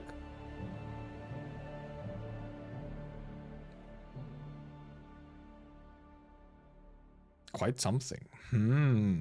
Also, Amia, what did you say to them? Please. Also, this meeting between them. Have you seen how tattered that fit is? And she can fix it up a little. Spruce it up, This little meeting with, like, the mutual meeting of different timelines.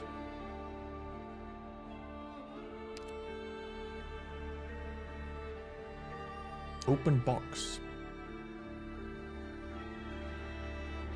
Not familiar with the game just started? Welcome. We're going through some very end game stuff, but it's pretty lore heavy, yep. Probably the washing machine. Okay, yeah, that's what it is. Yeah. He just had to take a change of clothes for a moment. Well, now we're specifically, we were actually playing the game earlier, but I wanted to read some of the stuff that we had unlocked, so some of the lore things. Few people know that a cell lies hidden at the bottom of Babel. No one stands guard, for the kings of Sarkas have set up many precautions to ensure the Sarkas' greatest enemy can never escape. Few come to visit, but today Thyresis walks through the barren corridor and opens the cell door. Long time no see. Keltsit.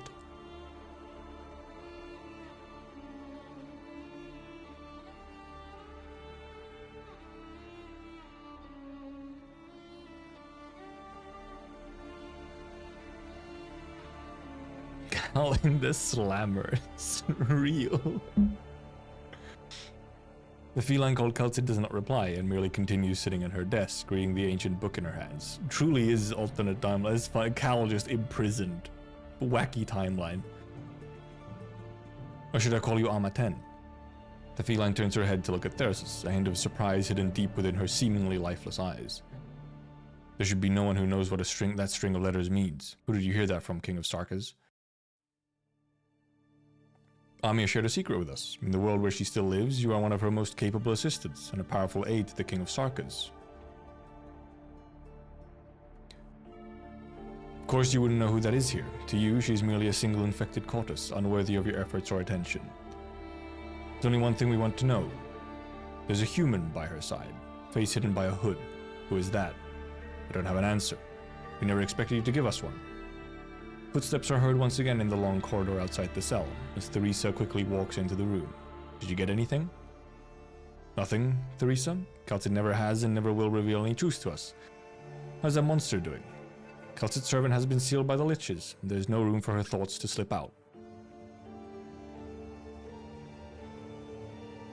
Time is running out. Let's begin.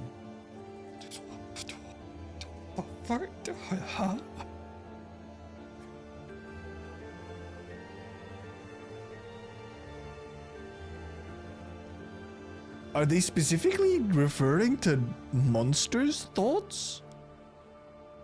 Keltsit's servant has been sealed by the liches and there's no room for her thoughts to slip out. Is he specifically monsters' thought also being called a her, or is this referring to Keltsit?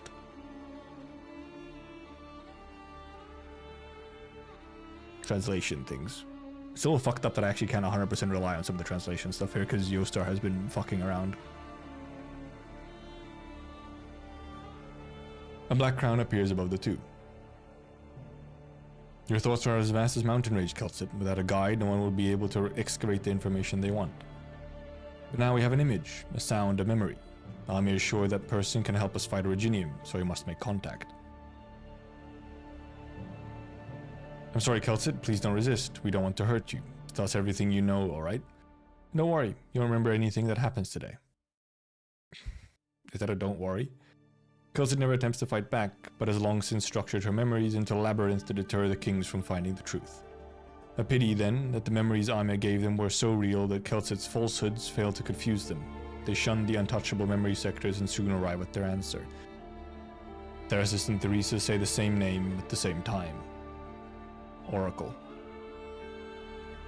Can't communicate with anyone through monster. Ah, yeah, probably, yeah. That makes sense. Yeah. I think that makes sense. Can't talk to monster. 4 months later, Babel follows Keltsit memories and discovers the wreckage of a ship. The intelligent control system aboard is still operational, and the engineers spend a lot of time trying to bypass the system and take control. Every hatch opening requires enormous manpower, but the kings nonetheless insist on using their scarce resources on the ship, because of what lies within. The ultimate solution to the Originium problem. Or so they believed. Finally, the final door is breached, and it slowly opens to reveal a humanoid creature deep asleep. It is the person they saw within Amia's memories. Theresa walks forward and extends a hand, awaiting the other party's response. That person's consciousness is still muddled, but they grab her hand, seemingly on pure reflex. The eyes beneath the hood slowly open, and a gaze lands on the pair opposite, brimming with hope and joy. The black crown floats above her head as she freely shares everything she knows about this land with the stranger before her. She hopes, they hope, that the savior from the past will be able to solve the land's most ingrained and stubborn disease once and for all. The person is silent for a long, long time. The kings do not make any sound as they quietly wait for a reply. Finally, a question no one can answer rings out in the great hall. Where is Priestess?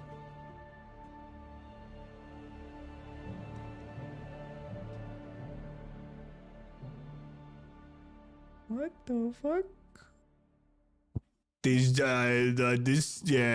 Contacting doctor might have been a very bad idea. But wait, let me read a little bit earlier here.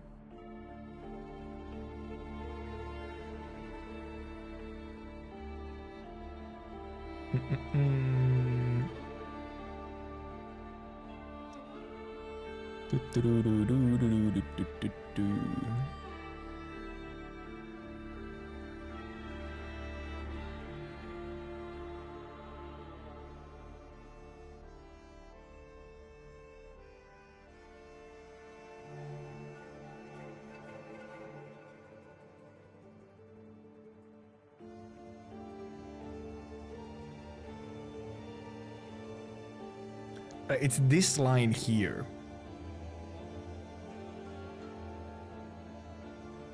Tier list? Not really. I honestly can't remember. There's so many things right now in Arknights, and you can't like super directly tier list stuff just because of how the game works.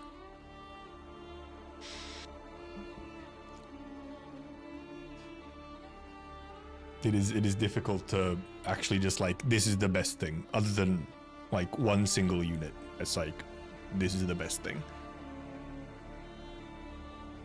There's also just a lot of units at this point. Wishadel is like, yeah, the one thing where it's, this is the best thing, this will clear content for you. Otherwise, there's just a lot of good options for stuff.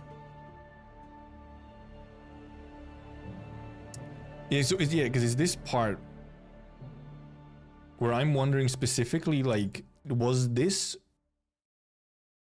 Theresa and Theris' sort of seeing the existence of Doctor and being like, oh, we have to contact them?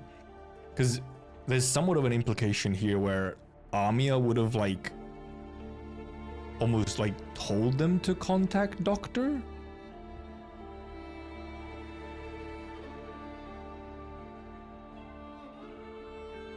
Which gets... I guess Amia, I guess, would, however, trust Doctor. It's more so just, you know, like, Amia would trust Doctor, but also Amia at this point also knows what happened with pre-amnesia Doctor.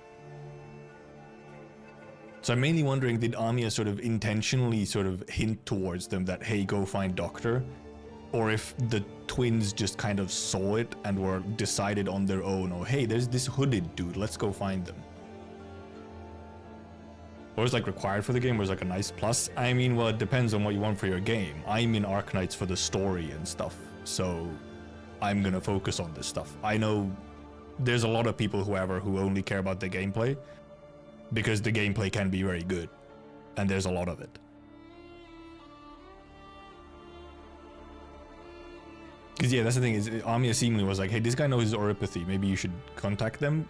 Which, however, you know, I feel like can end up going quite bad. You know? And, I mean, seemingly, very well might. And yes, there is the whole thing, Doctor should be an important person, like, is like a good person at their core, but you had to go through some shit. There was a couple of phases to sort of rid Doctor of the Priestess influence. Majority of people mainly play this game for gameplay. I don't know if it's necessarily a majority, though. I mean, it probably is a majority. Just because people can't read.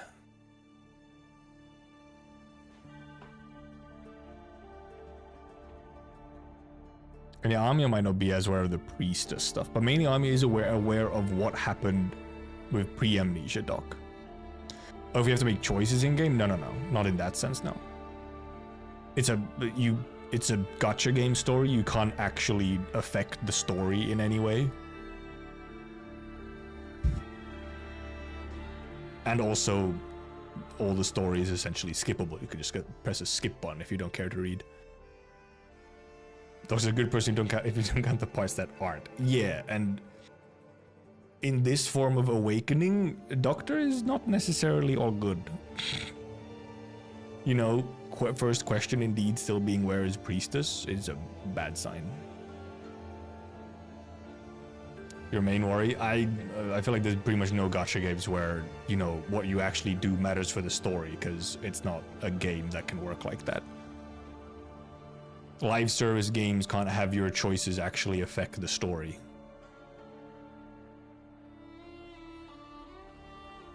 Doctor's gonna be mad at the recent therapists were mean to his cat. Yeah, that's another thing. Like, if they find out that they've just been keeping Keltsid in the jail,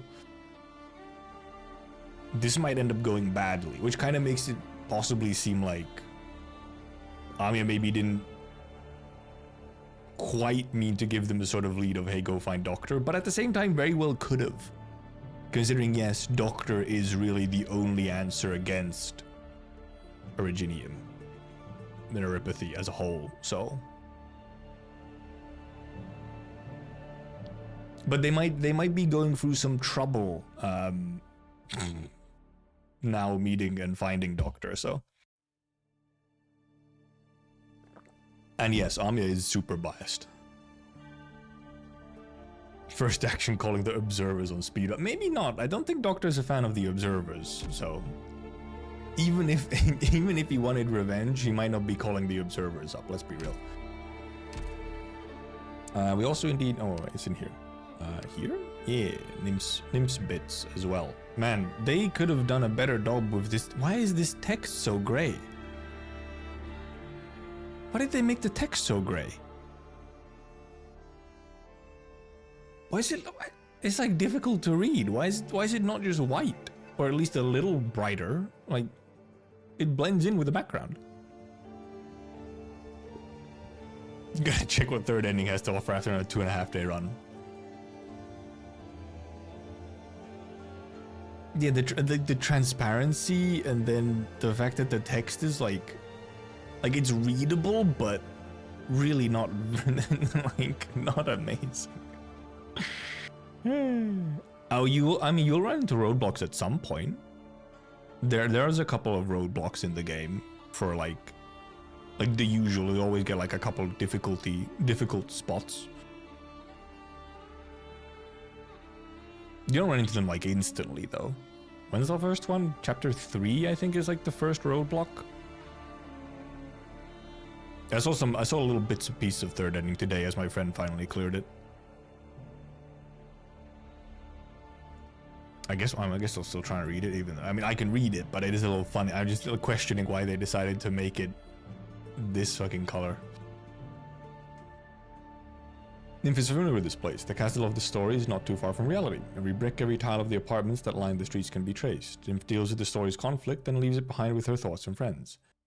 Same old castle, same environment. The only difference is that she sees a pile of rubble amongst the apartments. Sarkis is cleaning up the ruins in order to pull out his dead friend for the cremator, taking any valuables he might have in the process. Nice. This is one fragment of the thousands of stories she experienced. It is a moment of sorrow, but she does not pay too much attention to this small detail. Soon after being chased out of the ritual by Ermengarde's teacher, Nymph returns to her everyday life, busy settling her affairs before leaving Castle for Rhodes Island.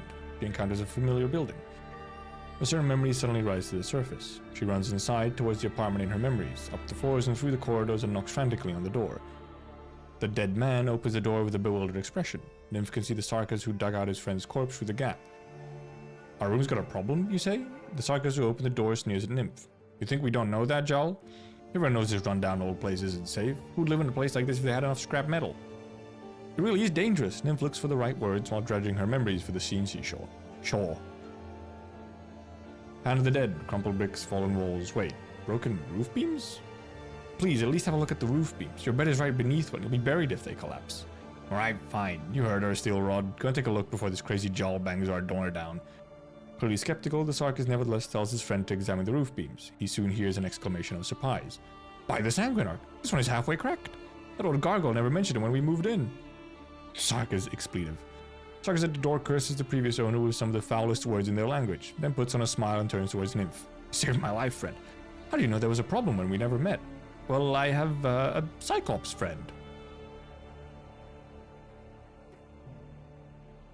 Oh yeah, I true. I don't know how the early like beginning experience for new players in the game. I'm assuming you probably get a bunch of, yeah. If you're getting like a bunch of roles and a bunch of operator vouchers and instant E2s and stuff, then yeah, that'll help a lot. Though, it's gonna be big, because that is like one of the main things that causes some of the early roadblocks is simply character progression, like not having high enough leveled characters or high enough promotions to make it easier.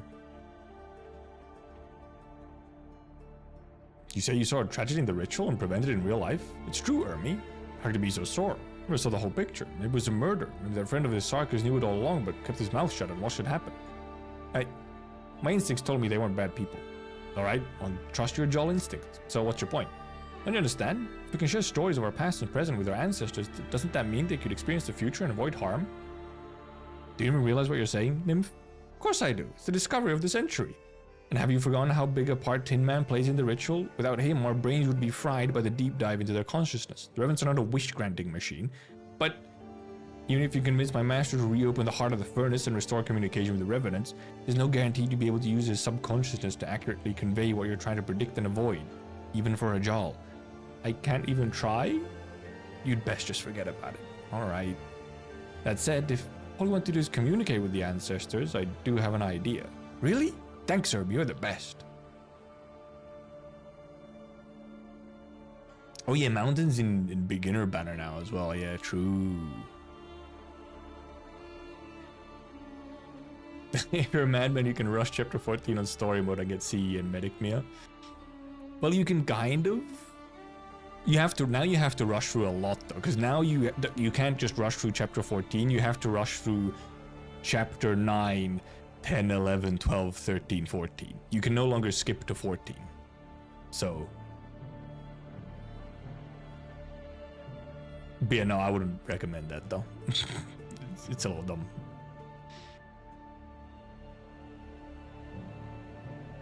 Well, you just said chapter 14, because when chapter 14 released, you could have when chapter 14 was new, you could have actually skipped right to chapter 14, but true damage breaks part 1 of the, yeah, true damage early in the game would, yeah, it just kind of will break everything. The night is late, all is quiet, even the machines have stopped rumbling and the city slumbers. The soul furnace and its nodes, however, continue to burn bright. Nymph and Ermengarde found a furnace node in a remote district, away from prying eyes, and set up a mini-altar, placed a statue in the middle and recited the incantations. After a while, the soul furnace in the distance lights up, a signal that is transferring energy to the nodes. Furnace network connects all of Kazdal, and Revenants may, in theory, travel through it. Nymph writes the words of summoning on a piece of paper and burns it, while Ermengarde continues to recite the modified appeasement incantations. The furnace lights up, then goes dark again. The heart of the district pumps energy into thousands of homes. Ermengarde finishes the incantation, and Nymph's greeting has been communicated to the furnace node by Flame. They await the answer. It's not surprising that the Revenants don't answer. The furnace nodes already took this into account in their design. The materials are hardened by the children of soil and stone, preventing the power of the Revenants from leaking out. Ermi? What? When the soul furnace is modified into a power plant, where will our ancestors go? Master didn't say anything about it, but the ancestors had so many weird ideas. Like they want to hole up in the furnace their entire lives when they got a bunch of free time. If, just hypothetically, they could talk to the Sarkis who passed by and give them life advice, then the entire city would be doing nothing but whining about how much they hate their lives in 2 weeks. Not everyone is like you, willing to help others all the time. I doubt the ancestors want to have hundreds of people asking them questions every single day. You're right. Sorry, I guess I've been giving you trouble again. No problem, I'm just glad to have a chance to try out a new incantation. Did it work? Don't think so. Another flash, another pulse, but nothing happens, except the statue in the middle of the altar, intended to be a vessel to tether the Revenants, falls over. Nymph picks it up, cleans it, and puts it back. A split second later, she realizes something. Ermi! What is it? I'm trying to adjust the incantation so the Revenants can receive our signal. Is it just me, or did the statue's pose change? Ermengarde had grabbed the statue off the shelf before coming out. Its hand had been pointed towards the sky, but now it is pointing towards Nymph. Maybe the Revenant's already here, but we just didn't realize it? Ermengarde writes down yes and no on 2 pieces of paper, places them before the statue and asks, "Are you an ancestral Revenant?" With one hand pointed towards Ermengarde, the statue's other hand points towards yes. So it worked? I guess so. This level of communication should be safe. No need to worry about being threatened by them, at least. The statue points both hands at Ermengarde, perhaps in indignation. Should I ask now? Yep, go on. Ancestors, please tell me, can I predict the future for the ritual of appeasement? Nymph hears a long sigh from behind her as the question comes out of her mouth. She feels a gust of wind, then the statue falls over onto the paper with no on it. You know, Arknights does have some really good welfares, but then it also has a bunch which are ass. So you have some really good ones and then some which are just horrible, like useless. There's only 2 versions of welfare operators in Arknights. Either they're dog or they're really good. And the majority of them are not very good.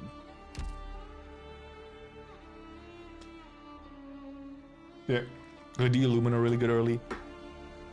I mean, Ami is just decent. Thanks, Tommy me. Oh god. Actually, yeah, let's go. We have time to go through. I'll pick up or I'll pull up Nymph's files on the wiki. Pull up Nymph's file of the wiki because I don't have her, so we can't look at it in game. It's oh my, okay, quite long. Small text. Zoom in a little. Zoom in a little more. Enjoyed some work doing Pepe's event. Nymph.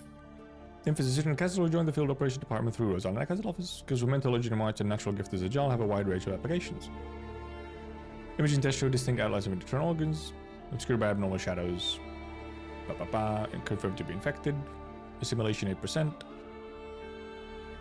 0.14 microbe per liter. Nymph is now accepting the effects of Kaz's high-region environment, but medical intervention has been effective keeping a condition under control. Ninja time of vision was the optimal for one of my accounts. That's fucked up.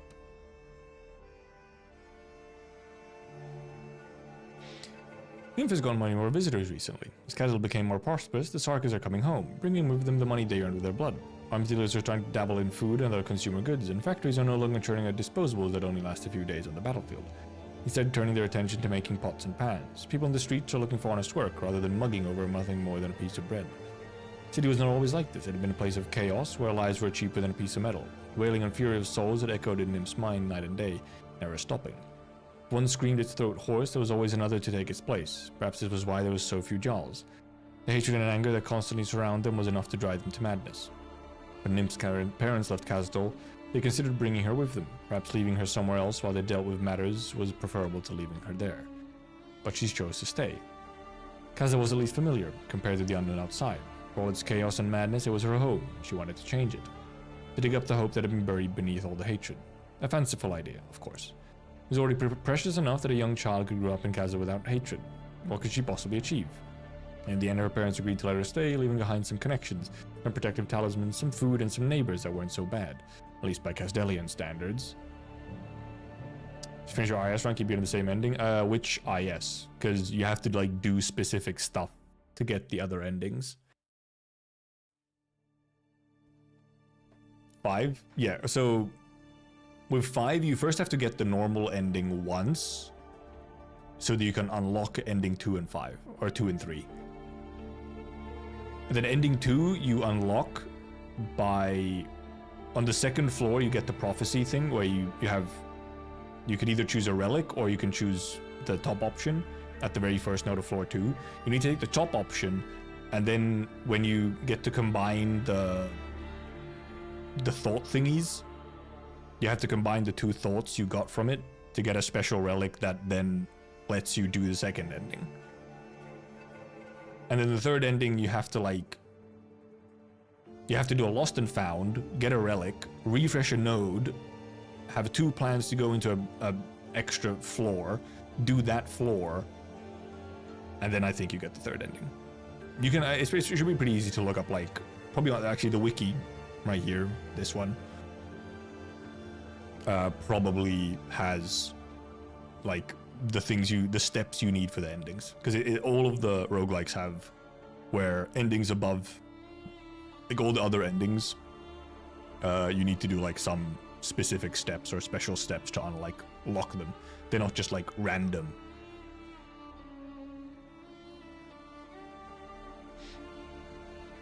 Where were we?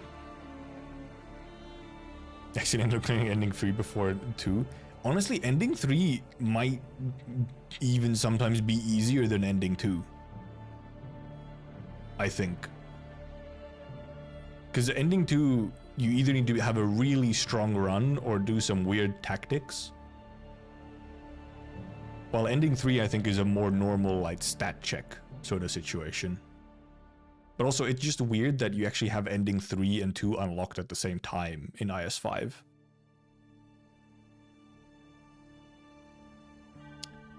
Easier to get to or easier to win? Ending 2 is easier to get to,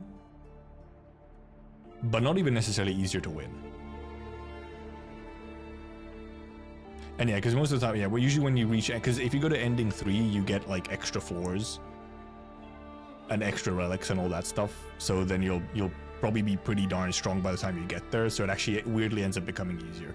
It's pretty common that ending 2 is actually the most annoying like boss to do, because it has like some weird gimmick and that you have to play around or whatever.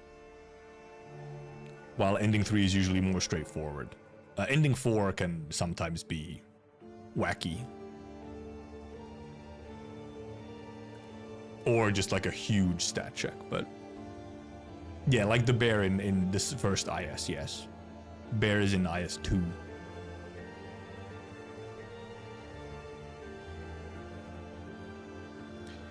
Before the end of the war, Nymph's effort had been in vain. Pain and suffering for the lives of the Sarkas. The young Jarl's altruism was no more than another tool to be used.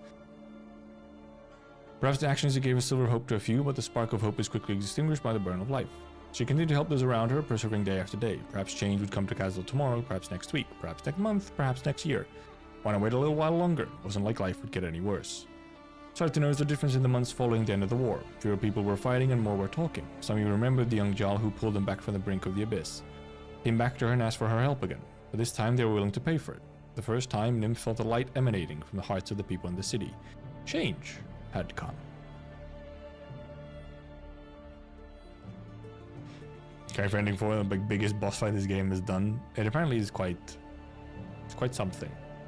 And then you have ending 5 as well, which is also a wacky boss.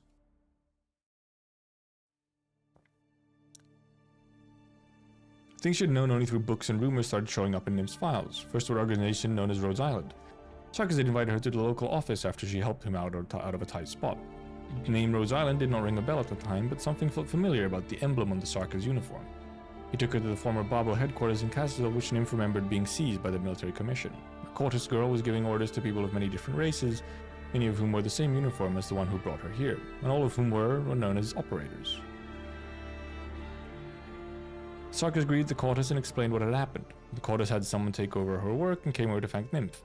They chatted for quite a while and arranged for Nymph to have a light meal and a Ripathy screening, and for someone to walk her home. Nymph began to learn more about Rhodes Island and its mission of solving the Ripathy problem. It had never even occurred to her that this was possible. Severe Virginian pollution in Kazdal, combined with the inherent susceptibility of Sarkas to Ripathy, led the residents to ignore the prevention and treatment of Ripathy. She began to grow curious about an organization devoted to doing so. From then on, Nymph began to visit the office whenever she had time on her hands. Ami was rarely there, but the operators told her she was welcome to visit their headquarters at the landship if she was interested. She was not eager to venture outside Kazdal at first, but her encounter with Mudrock during the search for the Revenant fragments and adventure in the furnace began to stoke her interest in what lay beyond the nomadic city. In the end, it was the mysterious director of HR who brought Nymph into the fold. The other Jarl we know of. Landship was docked at Kazdal that day, and Nymph took advantage of the opportunity to seek out Ami on the ship. She was taken to the HR director's office where she encountered a fellow Jarl, the one who brought her greetings from her parents. Oh.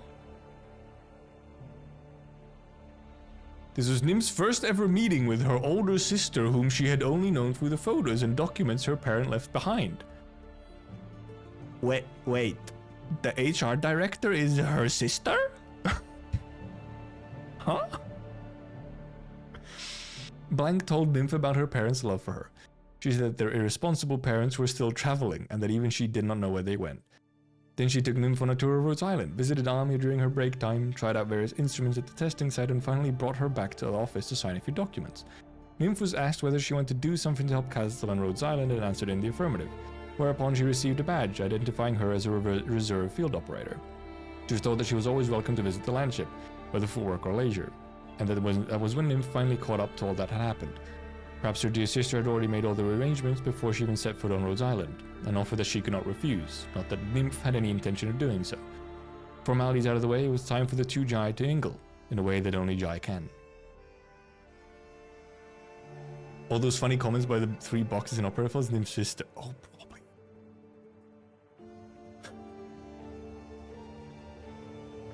I might be, or it's just, you know, it's a blank person. But I get, well, I mean, HR would it makes sense that HR director would be commenting on operator files. I didn't realize that the HR director was just straight up Nymph's older sister. That's funny. I didn't realize.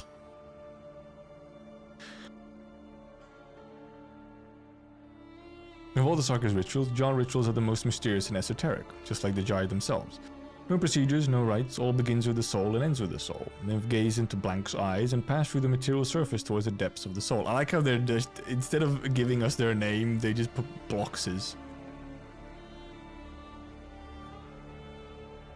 She saw the name hidden behind layer after layer of witchcraft and mental suggestions. It soon reassembled itself into Blank, which can neither be uttered or written down. It was her secret.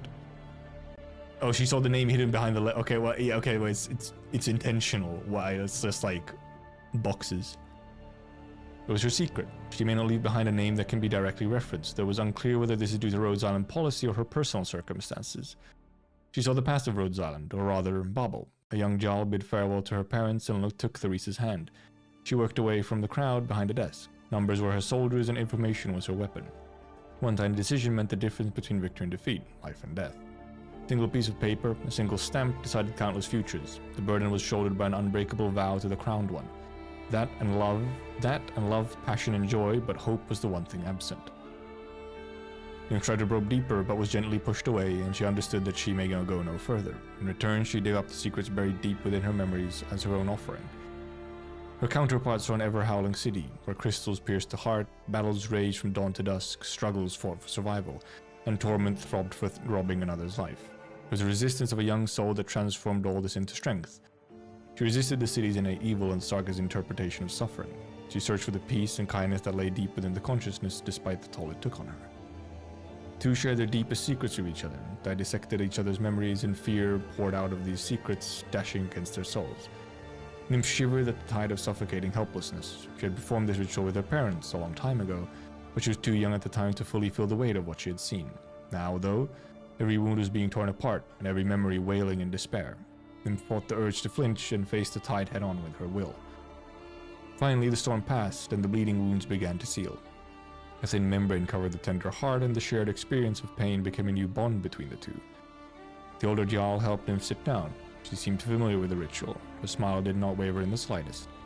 For her part, Nymph felt like a fledgling foul beast that had just survived a thunderstorm. Her legs kept shaking, and her palms were filled with sweat. The ritual, which was only performed between close ones, was once a form of contest to determine the division of loot. Today, the ritual for inflicting pain on one another has become one for sharing pain with one another, and the division of loot replaced by the strengthening of bonds and trust.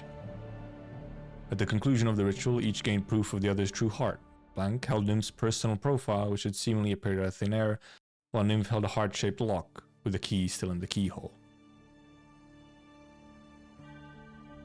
Interesting. Quite the shenanigans the Jarl get up to. The Jarl leave behind indelible marks on their victims' souls the first time they plunder it.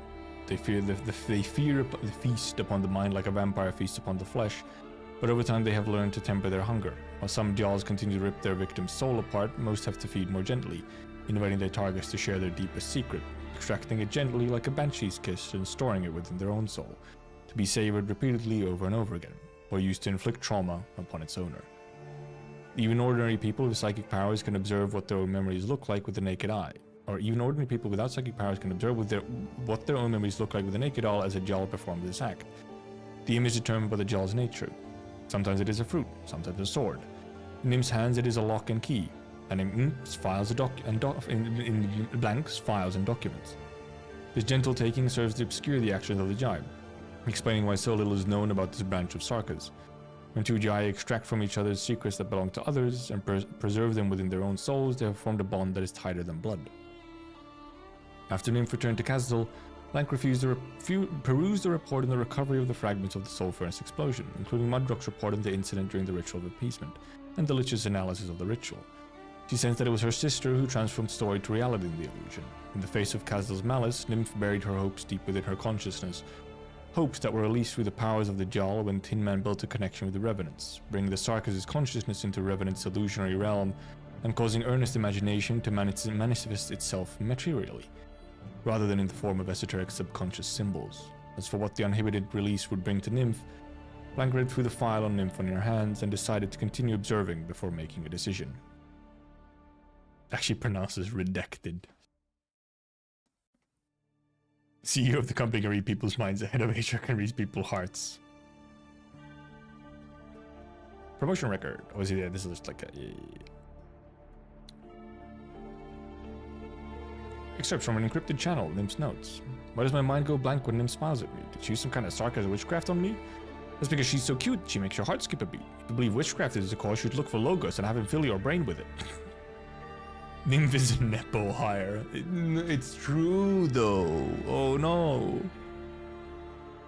Like, it's like the most insane Nepo hire. Literally the person responsible for hiring hired her. Nymph's followed me today and I've been seeing the afterimage of it all day. Am I being turned into a Jarl? I'm a feline, by the way. Can I get my ears if I turn into a Jarl? Nothing will happen to you, just like you won't turn into an Noxera if you wrap yourself in bandages, or a vampire if you share a drink with her. You're only seeing that because you like her, just like everybody else. Nothing to be ashamed of. I saw Nymph do something to someone's ear, then that person just left quietly. Did she suck their brain out? More likely a foul beast ate your brain. That's called whispering, and not everyone who whispers in your ear wants a piece of your brain. It doesn't even taste that good. Did you see Nymph walking with a four-legged brain on a leash in the corridors today? That was scary. That's just my pet burden beast. It's none of your business that it has a few more folds on its skin. Maybe it's your brain that walked right out of your head. What the fuck?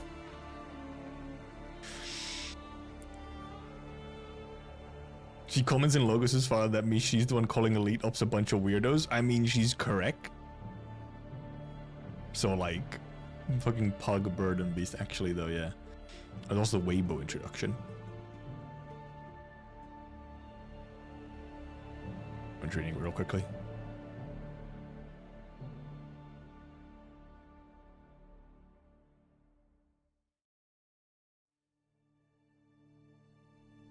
Bit of a weird one. And also, yeah, this obviously gets into like how the IS stuff even really came around. It is sort of the combinations of Nymph and Jarl and the Revenants and everything that started getting a little wacky with the stories and the timelines and everything. Just a little. Yeah, pretty good files. I mean, these Kazdal lore, indeed, like, dude, this file is in this one. I mean, also the fact that, yeah, H-Star Director is Nymph's sister, which, however, that, by the way, that means every single Jarl we've heard about is one family. It's Nymph, her sister, and her parents. Those are the only Jarls we've heard about. And, like, no exist. It's one family. It's everyone. Okay, then. They're pretty good files, not gonna lie. Okie dokie. Doctor. Yeah, hello, Tin Man. Oh, yeah, we got a Tin Man dupe. We got a talent up? Yeah, talent up. Next one is just DP cost. Wow, 2%. Huge. Also true, a Sarkas whose full immediate family is confirmed alive, because they did not say parents were dead. Parents are alive. All good? Doctor, 火を借りても Yeah, that was just a bot, so they got banished to the Shadow Realm. Pretty nice. I guess off stream I might do some more runs just to finish this, because I think there's a isn't there a medal for getting to 50 already, which increases. Oh, never mind, it's level 65. Okay, you literally can't get it yet. Never mind. You have to get to. You have to wait for the first expand or like month increase to actually be able to get the medal, because then this one increases as the updates come out. What's my operator notification? These are all operator records. I just haven't found time to read through these yet, but it's a bunch of operator records. So I keep them I keep the notification up so that I don't forget that they're there. Otherwise I'll forget. And then I'll have to like search through the ones that I haven't read, because I won't know which ones I haven't read. I haven't read Shining. Not well. So think of it this way: there's a lot like Mudrock, Ascalon, Shining. I all really like as characters, so it's also like I'm like saving them a little bit.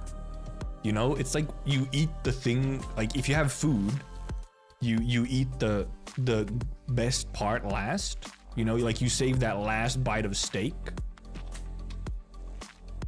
for like your last bite. It's a little bit like that as well. I don't want to just like randomly read it like, oh, I'm taking a 5-minute break from work, I'll read Shining's operator record. It's kind of like that as well. And because some of these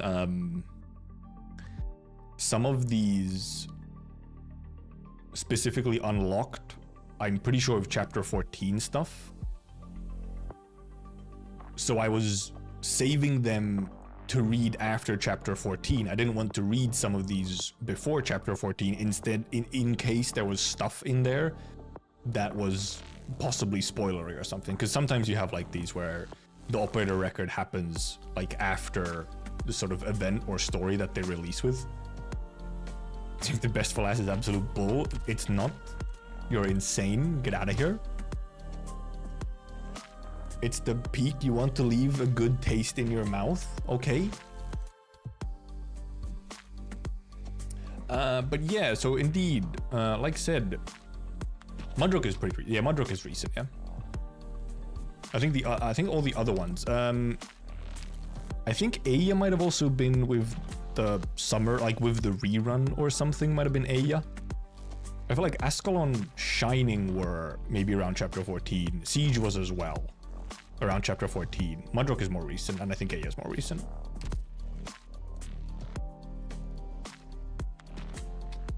But yeah, so indeed, we won't have later streams this week. We won't have like Friday and Saturday streams because I am away on a trip for the weekend. So I'll be back on Tuesday. I don't have time to stream tomorrow either, so I'll be back on essentially next week for normal stream time, where the plan is probably early week. I'm not 100% sure, but it might be a little more Arknights or if something comes up. And then probably that weekend, and then like at least the following week or more. So from like Friday onwards, it's gonna be Monster Hunter Wilds. Because I think, so Monster Hunter Wilds releases this Friday. I leave this Friday. So I am away for the entire launch weekend, which is unfortunate. But then I'll probably just save me starting the game for Friday so that I can like then do a whole big long stream of Monster Hunter as my start for the game. Probably. And then just play a whole bunch of it in general. So I'm gonna get so addicted again. It's so over. I'm gonna get so addicted that I will also just be playing it off stream. Even if I'm not gonna stream all of it because there's so much to play in it. Because I'm like, also yeah, good luck avoiding spoilers. It's gonna be difficult. It's not like Monster Hunter spoilers are like the worst. I don't like, my world doesn't end if I get some spoilers in a Monster Hunter game. but I'll try and not see everything. I want to at least be able to discover some stuff and figure some things out for myself. Just because the exploration part of Monster Hunter is also kind of fun. Running into new stuff. But yeah, that'll be the plan. But thank you for coming, thank you for watching, thank you for chatting, thank you for lurking. And we will see in a bit under a week then. So have a good rest of your week and a good weekend. Goodbye. Bye-bye. Goodbye.